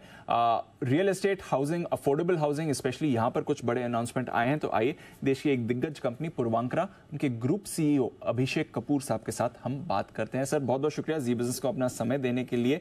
कई सारे अनाउंसमेंट्स आए, बट एक बार जरा आपसे रिएक्शन लेना चाहूंगा कि आपने बजट को कैसे देखा है आपके सेक्टर के लिए, एंड ऑफ कोर्स फिर उसके बाद कुछ डिटेल्स में बात करते हैं। सर देखिए, शुक्रिया शो पे इनवाइट करने के लिए। जहां तक बजट का सवाल है कि इंटरिम बजट था, और इंटरिम बजट के हिसाब से जो स्टांस गवर्नमेंट ने मेंटेन किया है वो काफी पॉजिटिव और कंसिस्टेंट है। जो इन्वेस्टमेंट इंफ्रास्ट्रक्चर में कंटिन्यू हो रहा है और इंक्रीज हो रहा है, उससे इकोनॉमी को जो फायदा पहले पहुंचा है वो कंटिन्यू रहेगा, और आई थिंक मुझे लगता है कि अब ये एक प्राइवेट निवेश का साइकिल शुरू होगा। दूसरा जो मुझे बेस्ट चीज लगी इस पूरे बजट के बारे में वो लगी डेफिसिट जो कम हुआ, 5.8% का 5.1% का जो डेफिसिट कम हुआ, वो एक बड़ा प्रूडेंट इंडिकेशन है, जिसकी वजह से मुझे लगता है इन्फ्लेशन और इंटरेस्ट रेट दोनों ही काफी स्थिर रहेंगे या कम होंगे, और उससे मुझे लगता है कि इकोनॉमी को काफी बेनिफिट होगा। इसका direct impact of course real estate पे आता है, क्योंकि अगर इंटरेस्ट रेट कम होने लगते हैं तो हमको एक एडवांटेज मिलती है। उसके अलावा आई थिंक बाकी जो फाइनल बजट है उसमें मैं होप करूंगा कि गवर्नमेंट कुछ अच्छी पॉलिसीज एनकरेज करने के लिए रियल एस्टेट को लाए। ओके, तो चलिए जब जुलाई में बजट आएगा तो फिर से होप करेंगे कि कुछ निकल कर आए। बट सर एक दो चीजें हैं जहां पर उन्होंने कुछ खास चीज कही। एक तो न्यू स्कीम्स लेकर आएंगे जहां पर जो इंडिविजुअल्स घर खरीद नहीं पा रहे हैं बट रेंट पर भी लेते हैं, स्पेशली मिडिल क्लास, उनके लिए कुछ इंसेंटिव्स लाने की बात की जा रही है। इसको कैसे देखना है सर? ये देखिए, ये तो हमेशा ही पॉजिटिव डेवलपमेंट है। होम ओनरशिप एक बहुत ही इंपॉर्टेंट चीज है सोसाइटी के लिए और कंट्री के लिए, तो ये डेफिनेटली एक पॉजिटिव डेवलपमेंट होगा। स्पेशली देखें जो छोटे शहर हैं, टियर 2 सिटीज या टियर 1 सिटीज हैं, मतलब कि या टियर 3 सिटीज हैं, दोनों ही जगह पे जो आज कंडीशंस हैं उसमें इस तरह की पॉलिसी का काफी एडवांटेज रहेगा। जहां बड़े मेट्रो हैं और जहां टियर 1 सिटीज है वहां शायद इसका कितना इम्पैक्ट होगा वो पॉलिसी आने के बाद समझ में आएगा, लेकिन डेफिनेटली एक पॉजिटिव मूव है होम ओनरशिप के लिए। और हमारे देशवासी उनको घर देने के लिए एक बहुत ही अच्छी स्कीम और पॉजिटिव होनी चाहिए। हालांकि स्कीम की डिटेल्स आने के बाद ही समझ में आएगा। चलिए, बट डेफिनेटली पॉजिटिव होना चाहिए सेक्टर के लिए भी, और ऑफ कोर्स जो घर अफोर्ड नहीं कर पा रहे एटलीस्ट रेंट के लिए तो उन्हें कुछ इंसेंटिव्स मिले। Sir Awas Yojana, affordable housing के अंडर 2 करोड़ और घर बनाए जाएंगे, ये भी एक बड़ा अनाउंसमेंट था। इसकी कितनी अहमियत है? देखिए, पीएमएवाई तो बड़ी सक्सेसफुल स्कीम है, तो कोई सवाल ही नहीं है कि तो बहुत अच्छी बात है कि इससे कुछ तो इम्प्रूवमेंट आएगा। लेकिन अफोर्डेबल हाउसिंग के जो चैलेंजेस हैं वो और कुछ है। वो चैलेंजेस को आई थिंक गवर्नमेंट को एड्रेस करना पड़ेगा। आई एम होपिंग कि वो जो है जो हमारा फाइनल बजट आएगा उसमें कुछ एड्रेस होगा। जैसे कि मैंने पहले भी बोला है, जो जीएसटी का इशू है वो बहुत बड़ा इशू है, और जो आज गवर्नमेंट प्रीमियम चार्ज कर रही है या गवर्नमेंट टैक्स ब्रेक दे रही है डेवलपर्स को कमर्शियली वायबल करने के लिए ताकि सप्लाई आए। आज प्रॉब्लम डिमांड की नहीं है, आज प्रॉब्लम सप्लाई की है अफोर्डेबल में, और उसको एड्रेस करने के लिए हाउसिंग फॉर ऑल के लिए मुझे लगता है कि गवर्नमेंट को एक कॉम्प्रिहेंसिव स्कीम बनानी पड़ेगी जिसमें प्राइवेट पार्टिसिपेशन से काफी सप्लाई मार्केट में आए। ओके, इंटरेस्ट इनकम टैक्स पे तो सर कुछ ज्यादा आया नहीं। एक बाजार में होप थी कि जो होम लोन पर आपको रिबेट दिया जाता है उसकी लिमिट 2 लाख है, उसको बढ़ाकर थोड़ा और किया जा सकता है, उस पर तो नहीं आया।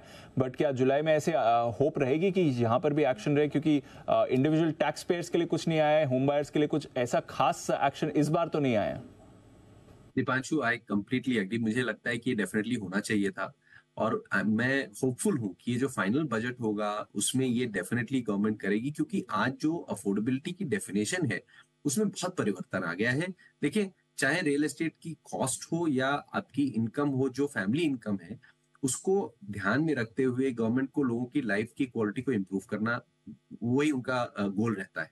और मुझे लगता है कि जब फाइनल बजट आएगा तो उसमें डेफिनेटली इस चीज को कंसिडर करेंगे कि टैक्स ब्रेक को इंक्रीज किया जाए ताकि और ज्यादा से ज्यादा लोग खरीद पाएं, और जो ये अफोर्डेबल और मिड इनकम हाउसिंग का जो डेफिनेशन है उसको गवर्नमेंट डेफिनेटली रीलुक करेगी, मुझे ऐसा लगता है। तो आशा करते हैं जब जुलाई में फुल फ्लेजेड बजट आए तो शायद इन कुछ बातों पर सरकार की तरफ से एक्शन भी आते हुए दिखे। बट अभिषेक कपूर साहब, बहुत बहुत शुक्रिया आज इमीडिएट रिएक्शन देने के लिए। इंटरिम बजट के बाद कुछ अनाउंसमेंट्स आए हैं, शायद कुछ और बड़े अनाउंसमेंट फुल बजट में आते हुए दिखे। बट आज के लिए बहुत बहुत शुक्रिया सर हमारे साथ जुड़ने के लिए। तो ये थे पूर्वांकरा के ग्रुप सीईओ अभिषेक कपूर साहब अपना रिएक्शन देते हुए इस बजट में जो कुछ अनाउंसमेंट्स आपके लिए आए हैं। आइए एक छोटा सा ब्रेक का लेने का वक्त है, उसके बाद आखिरी 15 मिनट बाकी है। कुछ बेहतरीन कॉल्स और हमारे एक्सपर्ट्स भी आपके साथ शेयर करने वाले हैं। बग्गा साहब भी हमारे साथ कुछ सेक्टर्स की और बात करेंगे। बस 2 मिनट में लौटेंगे हम।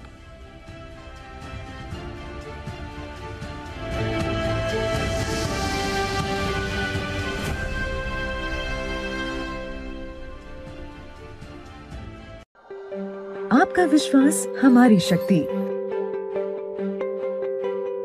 आपके सुनहरे सपनों के लिए समर्पित कैनरा बैंक उत्पादों की शानदार कड़ी, आपके लिए आपके साथ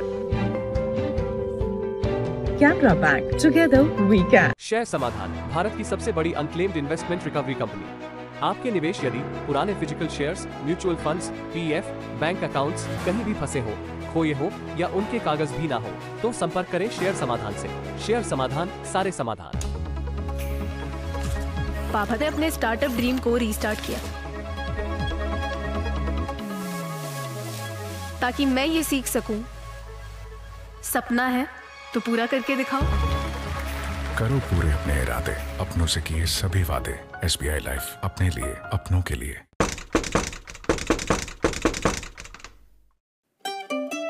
छुपा छुपी खेल रहे थे, बच्चे ने बाहर से लॉक कर दिया। हमारा है भी नहीं, बगल वाले मिस्टर एंड मिसेस शर्मा का है। खुद पिक्चर देखने गए हैं, बच्चा यहाँ छोड़ गए हैं। घर के साथ अगल बगल की जिम्मेदारी विरासत में मिलती है क्या? बिल्कुल नहीं। सिग्नेचर ग्लोबल के इंडिपेंडेंट फ्लोर्स और एक्सक्लूसिव अपार्टमेंट्स बने ही हैं सिर्फ आपके वास्ते। नो अगल, नो बगल, नो दखल। Signature global.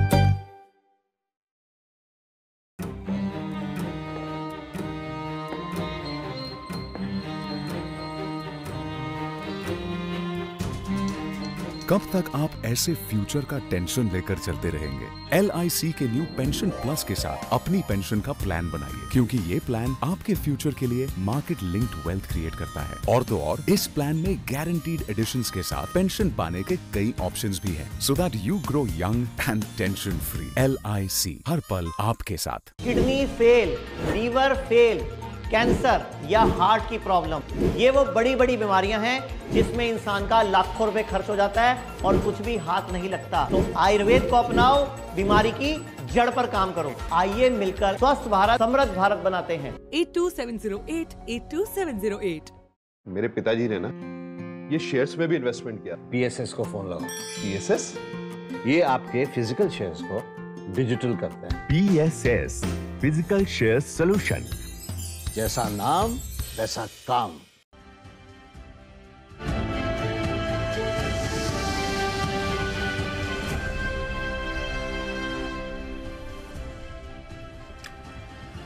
स्वागत है आपका ब्रेक के बाद। अनयूजुअल होता है हम क्लोजिंग शो में ब्रेक लें, वो भी क्लोजिंग से इतना पहले, बट आखिरी 15 मिनट है। आज बजट का दिन है, कई सारे एडजस्टमेंट्स हैं।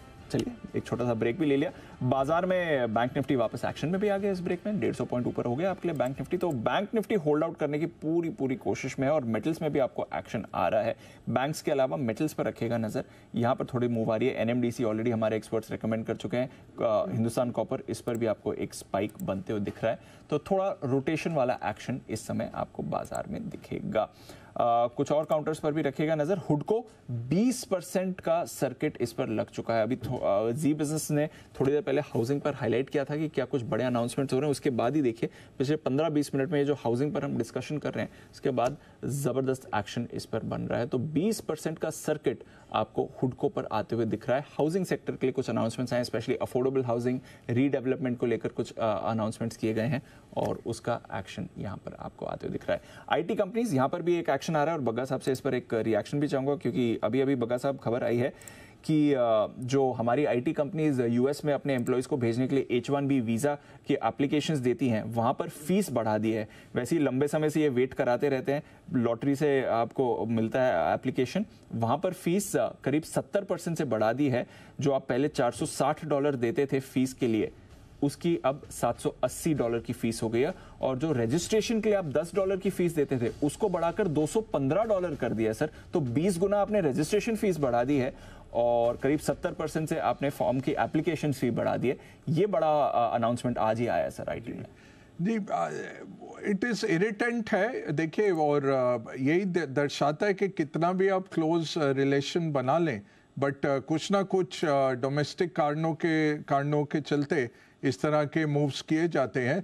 अब बड़ी कंपनियों को तो कोई फ़र्क नहीं है, उनका टैक्स रिडक्शन हो जाएगा, एक्सपेंस में ले लेंगे, बट जो छोटी कंपनियां हैं या छोटे उद्योग होते हैं जो इसके लिए आवेदन करते हैं, उन पे इम्पैक्ट ज़रूर आता है। और ये भी दिखता है कि कहीं पे शायद क्या हुआ था दीप, आप देखें तो कोविड के बाद काफ़ी कम हो गया था स्टाफिंग, और आप अमेरिका का वीज़ा लेने जाएं तो 600-700 दिन के बाद आपको इंटरव्यू मिल रही थी। तो होपफुली ये बढ़ा के अगर सर्विसेज बढ़ाई जाएं, जैसे आपने कहा इस साल इतने साल निकल जाते हैं लोगों को, 20-20 साल से लोग वेट कर रहे हैं, आई नहीं रही उनके। तो और आजकल के दिन में जब वर्क फ्रॉम होम हो गया है तो कहीं भी लोग बैठ सकते हैं, बट ये थोड़ा किसी मैनेजमेंट से ही पूछना पड़ेगा और ये देखना पड़ेगा कितना इम्पैक्ट आता है। बड़ी कंपनियों को कोई इतना ज़्यादा इम्पैक्ट नहीं है, ठीक है, एब्जॉर्ब कर लिया जाएगा और थोड़ा बहुत मार्जिन का माइनर इम्पैक्ट है, बट छोटी कंपनियों के लिए it might be quite sizeable. तो जो मिड साइज या छोटे आईटी कंपनीज हैं उनको इम्पैक्ट आएगा। वीजा फी में बड़ी बढ़ोतरी की है, रजिस्ट्रेशन फी में करीब 70% का इंक्रीज किया है और एप्लीकेशन फी में करीब 70% का इंक्रीज किया है। जो रजिस्ट्रेशन फी है उसमें करीब 20 गुना का आपको उछाल आते हुए दिख रहा है। तो ये खबर इस समय आईटी सेक्टर के लिए आई है। आइए बजट बोनांजा की भी हम बात करेंगे, बैन से बेनिफिट का भी एक बार अपडेट लेना है, अनिल जी की फाइनल स्ट्रैटेजी भी लेनी है, आखिरी कुछ मिनट बाकी हैं बस खत्म करने के लिए ट्रेड। एक बार पहले बैन से बेनिफिट इसका अपडेट ले लेते हैं। आशीष हमारे साथ हैं ही तैयार स्टूडियो में। आशीष बताइए, 2 स्टॉक्स हैं, सेल और जी एंटरटेनमेंट, क्या कुछ और बदलाव होंगे? दीपांशु बदलाव हो रहे हैं और लिस्ट हो रहे हैं? हाँ, डबल हो रही है लिस्ट बजट के दिन भी। कौन कौन आ रहा है? 2 स्टॉक है सर, इंडस स्टार यहाँ पर 133% है पोजीशन और इंडिया सीमेंट यहाँ पर है राउंड फिगर 130%। तो अब आपके पास 4 स्टॉक हो जाएंगे बैन में। पहला है सेल, ऑलरेडी बैन में है, 99% है, जी एंटरटेनमेंट 92% है, इंडस टावर 133% और इंडिया सीमेंट 130%। 4 स्टॉक, तो इंडिया सीमेंट और इंडस टावर तो एंट्री। आई लेटर से कुछ खास है आपका? हाँ क्या, हाँ ना, इंडिया और इंडस दोनों तो ले आए, फिर हाँ ना कर रहे हो, तो दोनों ही स्टॉक यहाँ पर। और तो कुछ है नहीं इंडिया इंडस से जुड़ा हुआ कोई आई लेटर वाला? नहीं sir, Indiabulls housing finance हुआ करता था। Ashish is missing Indiabulls housing finance badly. सबसे ज्यादा आशीष को बिजी वही रखता था। चलिए कुछ ना कुछ आइए 3 बीस की स्टडी है। उससे पहले आइए तानिया दत्ता जी। ओहो, आज तो मतलब है ना सारी महिलाएं बिल्कुल सोना ही सोना है, चांदी नहीं, सोना ही सोना है सारी। मतलब मेरे ख्याल से कितना, ये कौन सा 8वीं विनर है? 8 में से 4-5 तो उससे ज्यादा, मतलब 5 हमारी फीमेल विनर्स हैं। नूपुर सोची मैं भी छुट्टी लेके यही करती तो ज्यादा बढ़िया था। इधर काम भी करना पड़ रहा है, सोना भी दूसरी लड़कियां लेके जा रही है। तो तानिया जी बहुत बहुत बधाई आपको। पिक्चर भी लगाई उन्होंने अपने 3 दोस्तों के साथ लगाई है, सब मैं देख पा रहा हूँ यहाँ से। और तो जीते हैं वो एक शेयर करेंगे गोल्ड की तरफ से एक गोल्ड वाउचर। उन्होंने सही जवाब दिया है। 5 और हमारे दर्शकों को जो आकर्षक इनाम मिल रहा है, संजीव वर्मा साहब, रणवीर सिंह हैं कौन से वाले? रणवीर सिंह तो वही वाले हैं, दीपिका वाले। वही मैं बोला ना। हाँ, तो और कौन से होंगे? मैं तो उन्हीं को जानता हूँ, मैं तो उन्हीं को जानता हूँ। चलिए वो भी आज पार्टिसिपेट कर रहे हैं, अच्छी बात है। राहुल पांडे साहब हैं, रवि व्यास जी और राखी तिवारी जी, बहुत ही बढ़िया। इन सबको भी बहुत बहुत बधाई। 9वां सवाल लिख लीजिए जल्दी से। निर्मला सीतारमण जी, हमारी वित्त मंत्री जी, अपना पहला बजट कब पेश किया था? A 2017, B 18, C 19, D 20। जवाब भेजिए, ZB लिखिए अपने मैसेज बॉक्स में, 9ABCD जो आपको ठीक लगे, और टाइप करके भेज दीजिए अपना जवाब 57575 पर। और आपको लगता है ये मुश्किल, आज के ज़माने में कौन SMS भेजता है? ठीक बात है, सोचना तो ठीक है आपका, तो कोई बात नहीं। आइए ट्विटर पर यानी कि X पर पोस्ट कीजिए, यानी कि ट्वीट कीजिए और ट्वीट कर दीजिए आपका जवाब लिखकर, और हैशटैग यूज़ कीजिए, #बजटोनजी, #अनिल सिंह। डन? क्लियर है? Okay, go ahead. 3-20 आइए लेते हैं अनिल जी की फाइनल मार्केट स्ट्रैटेजी।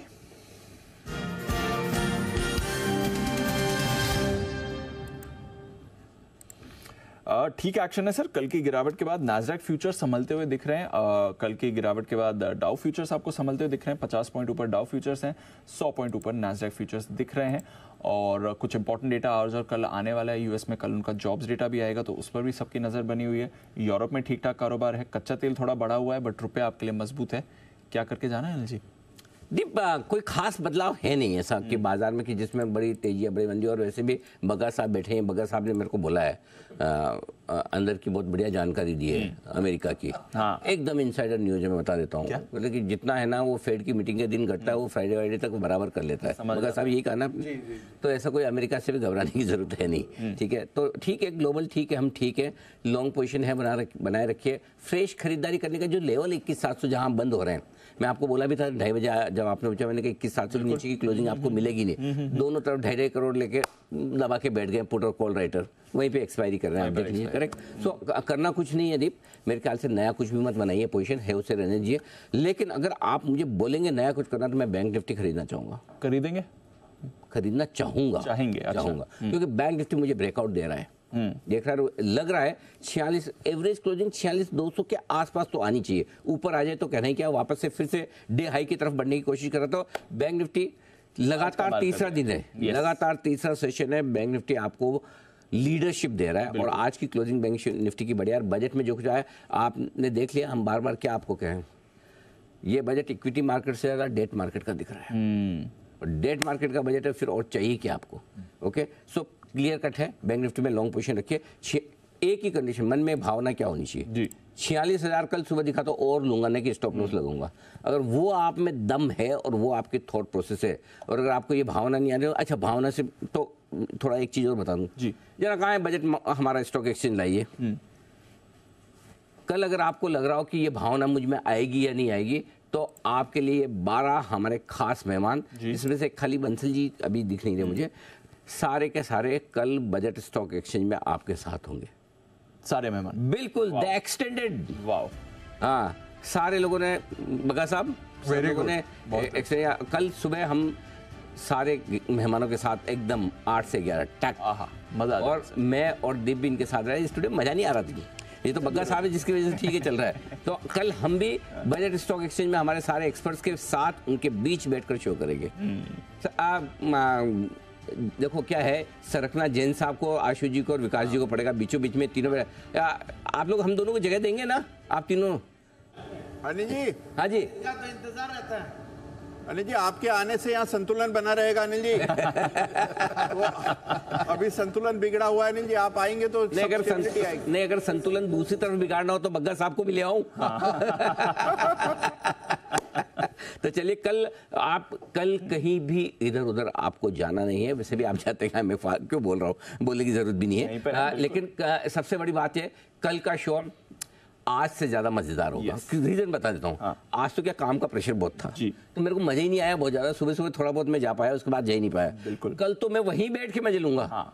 सारे 12 के 12 हमारे एक्सपर्ट हैं, एक साथ होंगे, वहां पर होंगे, और हम पूरा शो कल दिन भर वहीं से करेंगे। यस सर, बिल्कुल। बगैर साहब मजा आएगा ना फिर?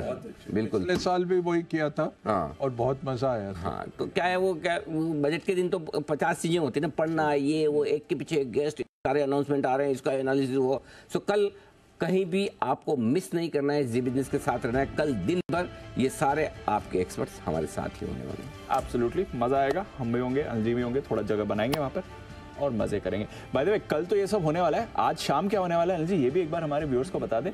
बजट का मेगा पैनल अनिल जी बात करने वाले हैं, बस कुछ ही देर में कुछ और खास मेहमान भी हमारे साथ जुड़ रहे हैं। 4 से 5 बजे बजट बिग पैनल होगा आपके लिए। बाजार के दिग्गज नाम अनिल सिंघवी से करेंगे बातचीत, मोतीलाल ओसवाल से रामदेव अग्रवाल साहब होंगे हमारे साथ, सुनील सिंघानिया साहब हमारे साथ जुड़ने वाले हैं, साथ ही नीलेश शाह साहब और मधु केला साहब भी हमारे साथ जुड़ेंगे। तो बाजार के 4 बड़े दिग्गजों के साथ बजट बिग पैनल, यहाँ पर आपको अनिल जी भी मिलेंगे और बजट की पूरी एनालिसिस, पूरी बारीकी से इन पर करेंगे बातचीत, और आगे का क्या आउटलुक आता है उस पर भी करेंगे फोकस। आइए, सेठी साहब एक पिक देना चाहते हैं? बिल्कुल, आई थिंक जय की तरफ से भी एक कॉल आ रही है, जल्दी से फटाफट बताइए सेठी साहब। अनिल जी, जल्दी से बोलूंगा, ज़्यादा डिटेल्स नहीं बोलूंगा। सनसेरा इंजीनियरिंग में खरीदारी करने की सलाह है। 1018 के लेवल्स पे अभी ट्रेड कर रहा है। शॉर्ट टर्म टारगेट है 1070 के, स्टॉप लॉस रखना 995 का। ऑटो कंपोनेंट के अलावा एरोस्पेस और डिफेंस को कैटर करने वाली कंपनी है, और जिस तरह से डिफेंस का आउटले बड़ा है तो उसका एक बड़ा फायदा होगा। और फिर मैं कई बार बोलता रहता हूँ, बोइंग ने नया प्लांट शुरू किया है बेंगलुरु में, तो उसका भी एक बड़ा बेनिफिशियरी सनसेरा इंजीनियरिंग जैसी कंपनी होगी। तो खरीदारी करनी है सनसेरा इंजीनियरिंग में। सनसेरा इंजीनियरिंग सीरीज आपको पहले भी काउंटर पसंद आया, यहाँ पर खरीदारी करके चलिए। एक ऑप्शन ट्रेड आ रहा है, बजट ऑप्शन, जय ठक्कर की तरफ से। जय बताइए। जी दीप, ये ट्रेड निकल रहा है बैंक निफ्टी में ही, और 46,500 का स्ट्राइक का कॉल ऑप्शन आप खरीदे। देखिए, एक अच्छा ब्रेकआउट आया था मॉर्निंग से ही, अगर आप देखें तो बैंक निफ्टी एक अच्छे मोमेंटम में है। एक ब्रेकआउट भी आया, सस्टेन नहीं हुआ निफ्टी की एक्सपायरी के कारण, बट अब मुझे ऐसा लग रहा है जो हिसाब से डेज हाई के आसपास क्लोज हो रहा है, प्रोबेबिलिटी है जैसे अनिल जी ने कहा कि एक अपसाइड मूव आपको देखने मिले। 340 के आसपास अभी ट्रेड कर रहा है, इसको खरीदे 240 के स्टॉप लॉस के साथ। 524 और 600 ये दो टारगेट्स के लिए खरीदे इसका। 46,500 के स्ट्राइक का कॉल ऑप्शन 7 फरवरी की एक्सपायरी का। दीप, जो हिसाब से 46,200 के ऊपर फिर से ट्रेड कर रहा है, आई थिंक प्रोबेबिलिटी है 46,500 तक आपको ये लेवल्स देखने मिले कल के सेशन में। यह आपके लिए तैयार हो जाइए, बैंक निफ्टी पर खरीदारी करने की राय आ रही है। कॉल ऑप्शन खरीद के चलिए, 46,500 का कॉल आपको खरीदना है बैंक निफ्टी पर। यह है जय ठक्कर की राय इस समय। आखिरी कुछ मिनट ट्रेड के बाकी हैं और यूजुअली हमने देखा है पिछले 2 इंटरिम बजट में बाजार थोड़ा पॉजिटिव बंद हुआ है। इस बार थोड़ी मिलीजुली क्लोजिंग दिख रही है। बैंक निफ्टी आपका जरूर पॉजिटिव बंद हो रहा है, आधे % यूजुअली एवरेज आपको दिखता है प्रीवियस 2 इंटरिम बजट में बाजार जहां ऊपर बंद हुआ है। आज बैंक निफ्टी आधा % बंद हो रहा है। निफ्टी आपके लिए एकदम फ्लैट क्लोजिंग की तैयारी दे रहा है, तो निफ्टी में कुछ ज्यादा खास एक्शन आपने देखा नहीं है। फिर भी मारुति आपका टॉप गेनर है। कल नंबर्स आए थे, बहुत ही शानदार नंबर्स थे। 4.25% ऊपर आपके लिए मारुति बंद हुआ है। सिप्ला में अच्छी खरीदारी है। आयशर मोटर्स के ऑटो सेल्स आंकड़े आए थे, यहां पर एक्शन दिखा है। पावर ग्रिड में खरीदारी रही। इंश्योरेंस स्टॉक्स के लिए बढ़िया दिन था। SBI life, ICICI Pru, HDFC life, तीनों में आपने खरीदारी देखी है। NTPC, BPCL यहां पर एक्शन है। और फिर PSU बैंक्स, यहां पर तो जबरदस्त फोकस था। SBI, bank of Baroda, PNB, Canara bank, इन सभी काउंटर्स में आपने अच्छी तेजी देखी है। परसों SBI के नंबर्स भी आने वाले हैं, उस पर रहेगी हमारी नजर।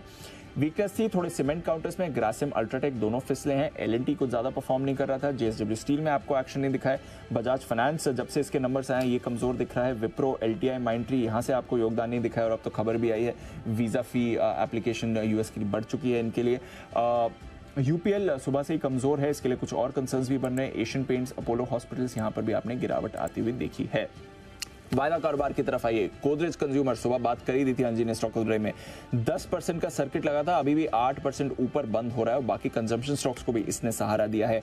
कॉनकॉर 3 नए रेल कॉरिडोर गवर्नमेंट बनाने की बात कर रही है, उसका बड़ा फायदा आपको कंटेनर कॉर्पोरेशन को होते दिखेगा। 3.5% ऊपर डेज हाई पर बंद हो रहा है ये काउंटर। इंटरग्लोब एविएशन, यहाँ पर भी अच्छा एक्शन है। टूरिज्म के लिए कुछ बड़े अनाउंसमेंट्स इस इंटरिम बजट में आते हुए दिखे हैं। साथ ही NMDC यहाँ पर आपने खरीदारी देखी है। RBL, power grid, Laurus labs, MCX, IOC और मदरसन, यहां पर भी आपको अच्छा खासा एक्शन बनते हुए दिखा है। ब्रॉडर मार्केट की तरफ आइए। पेटीएम सुबह से ही खुलते ही इस पर 20% का लोअर सर्किट लगा, एक बार भी वो सर्किट खुला नहीं। 20% नीचे ही आपके लिए पेटीएम बंद होते हुए दिख रहा है। मैपमा इंडिया सुबह कमजोर है, 6.5% का गिरावट। रेलवे स्टॉक्स ओपनिंग में पॉजिटिव थे, उसके बाद फिसले तो राइट्स, IRFC, इरकॉन यहां पर कुछ ज्यादा खास एक्शन आपको नहीं दिखा है। बट एक्शन आपको दिखा है अफोर्डेबल हाउसिंग और रियल एस्टेट से जुड़े काउंटर्स में। हुडको 20% का सर्किट ये काउंटर लगा रहा है। NBCC 11.5% ऊपर था। सिटी साहब ने इन्फीबीम सुबह हाईलाइट किया था, 8.5% ऊपर बंद हो रहा है। शिपिंग कॉर्पोरेशन में 10% की तेजी है। BEML और BEML लैंड एसेट्स, इन दोनों काउंटर्स में भी आपने खरीदारी देखी है। Century Textiles, Birla Corp, UCO Bank, Hemisphere Properties recently budget सस्ता शेयर में वापस रेकमेंड हुआ है। रेकमेंडेड लेवल से करीब 50-55 रुपए ऊपर ये काउंटर आपको दिख रहा है और आज भी तेजी में बंद होते हुए दिखा है। तो कुछ काउंटर्स हैं, specially real estate, land bank से जुड़े स्टॉक्स, यहां पर आपको अच्छी खरीदारी दिखी है। EID पैरी, AIA engineering, blue star, Avanti feeds, यहां पर भी अच्छा एक्शन बनते हुए दिखा है। तो Anil ji, stock specific action था। स्मॉल कैप इंडेक्स आपका लाइफ हाई पर बंद हो रहा है, 0.5% ऊपर। मिड कैप में थोड़ी वीकनेस थी, वीकनेस ही, बट बैंक निफ्टी में वीकनेस ही, बट बैंक निफ्टी 200 पॉइंट ऊपर। बहुत ही बढ़िया, शानदार बैंक निफ्टी। चलो अच्छा हुआ, 3:30 बजे जाके खराब हुआ है, दिन भर चलता रहा है। तो बैंक निफ्टी डेज हाई के नज़दीक बंद होने की कोशिश करता है, 46,300 है, लेकिन ब्रेकआउट लेवल के नज़दीक बंद होने की कोशिश कर रहा है। तो ये एक अच्छा संकेत आपके लिए बैंक निफ्टी से आता हुआ दिख रहा है। लगातार तीसरा दिन आउट परफॉर्मेंस का। निफ्टी भी 36 पॉइंट नीचे दिख रहा है, इतना होगा नहीं, चिंता न करें। 15-20 पॉइंट से ज़्यादा नीचे बंद नहीं होगा, तो हल्का सा लाल में रहेगा। और बैंक निफ्टी आपका करीबन 100-125 पॉइंट ऊपर बंद होना चाहिए minimum. Mid cap small cap शेयरों में, मिड कैप इंडेक्स में जरूर कमजोरी रही थोड़ी, आज प्रॉफिट बुकिंग आती दिखी, लेकिन स्मॉल कैप अब भी 0.5% मजबूत रहा। बढ़ने वाले शेयरों की संख्या और घटने वाले शेयरों की संख्या में थोड़ा आज बढ़ने वाले शेयर थोड़े कम रह गए। आखिर में ये आपके लिए बाजार बंद होने के बाद का एक्शन। थोड़ी सी देर में मैं फिर लौटूंगा। यस, और मेरे साथ बाजार के 4 दिग्गज लौट। एब्सोल्युटली। सोचिए कौन?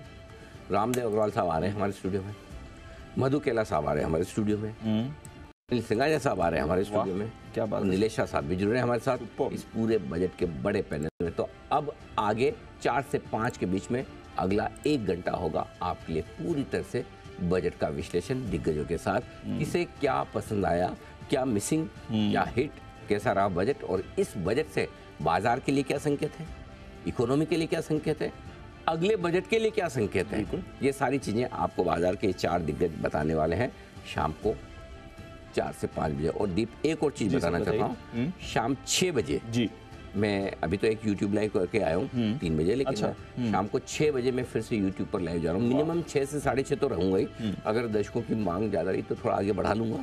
6 से 6 बजे से मैं YouTube पर लाइव हूँ और मैंने उसका नाम दिया है क्या बताइए, आस्क मी एनीथिंग, AMA, जो पूछना बढ़िया, बहुत बढ़िया सर।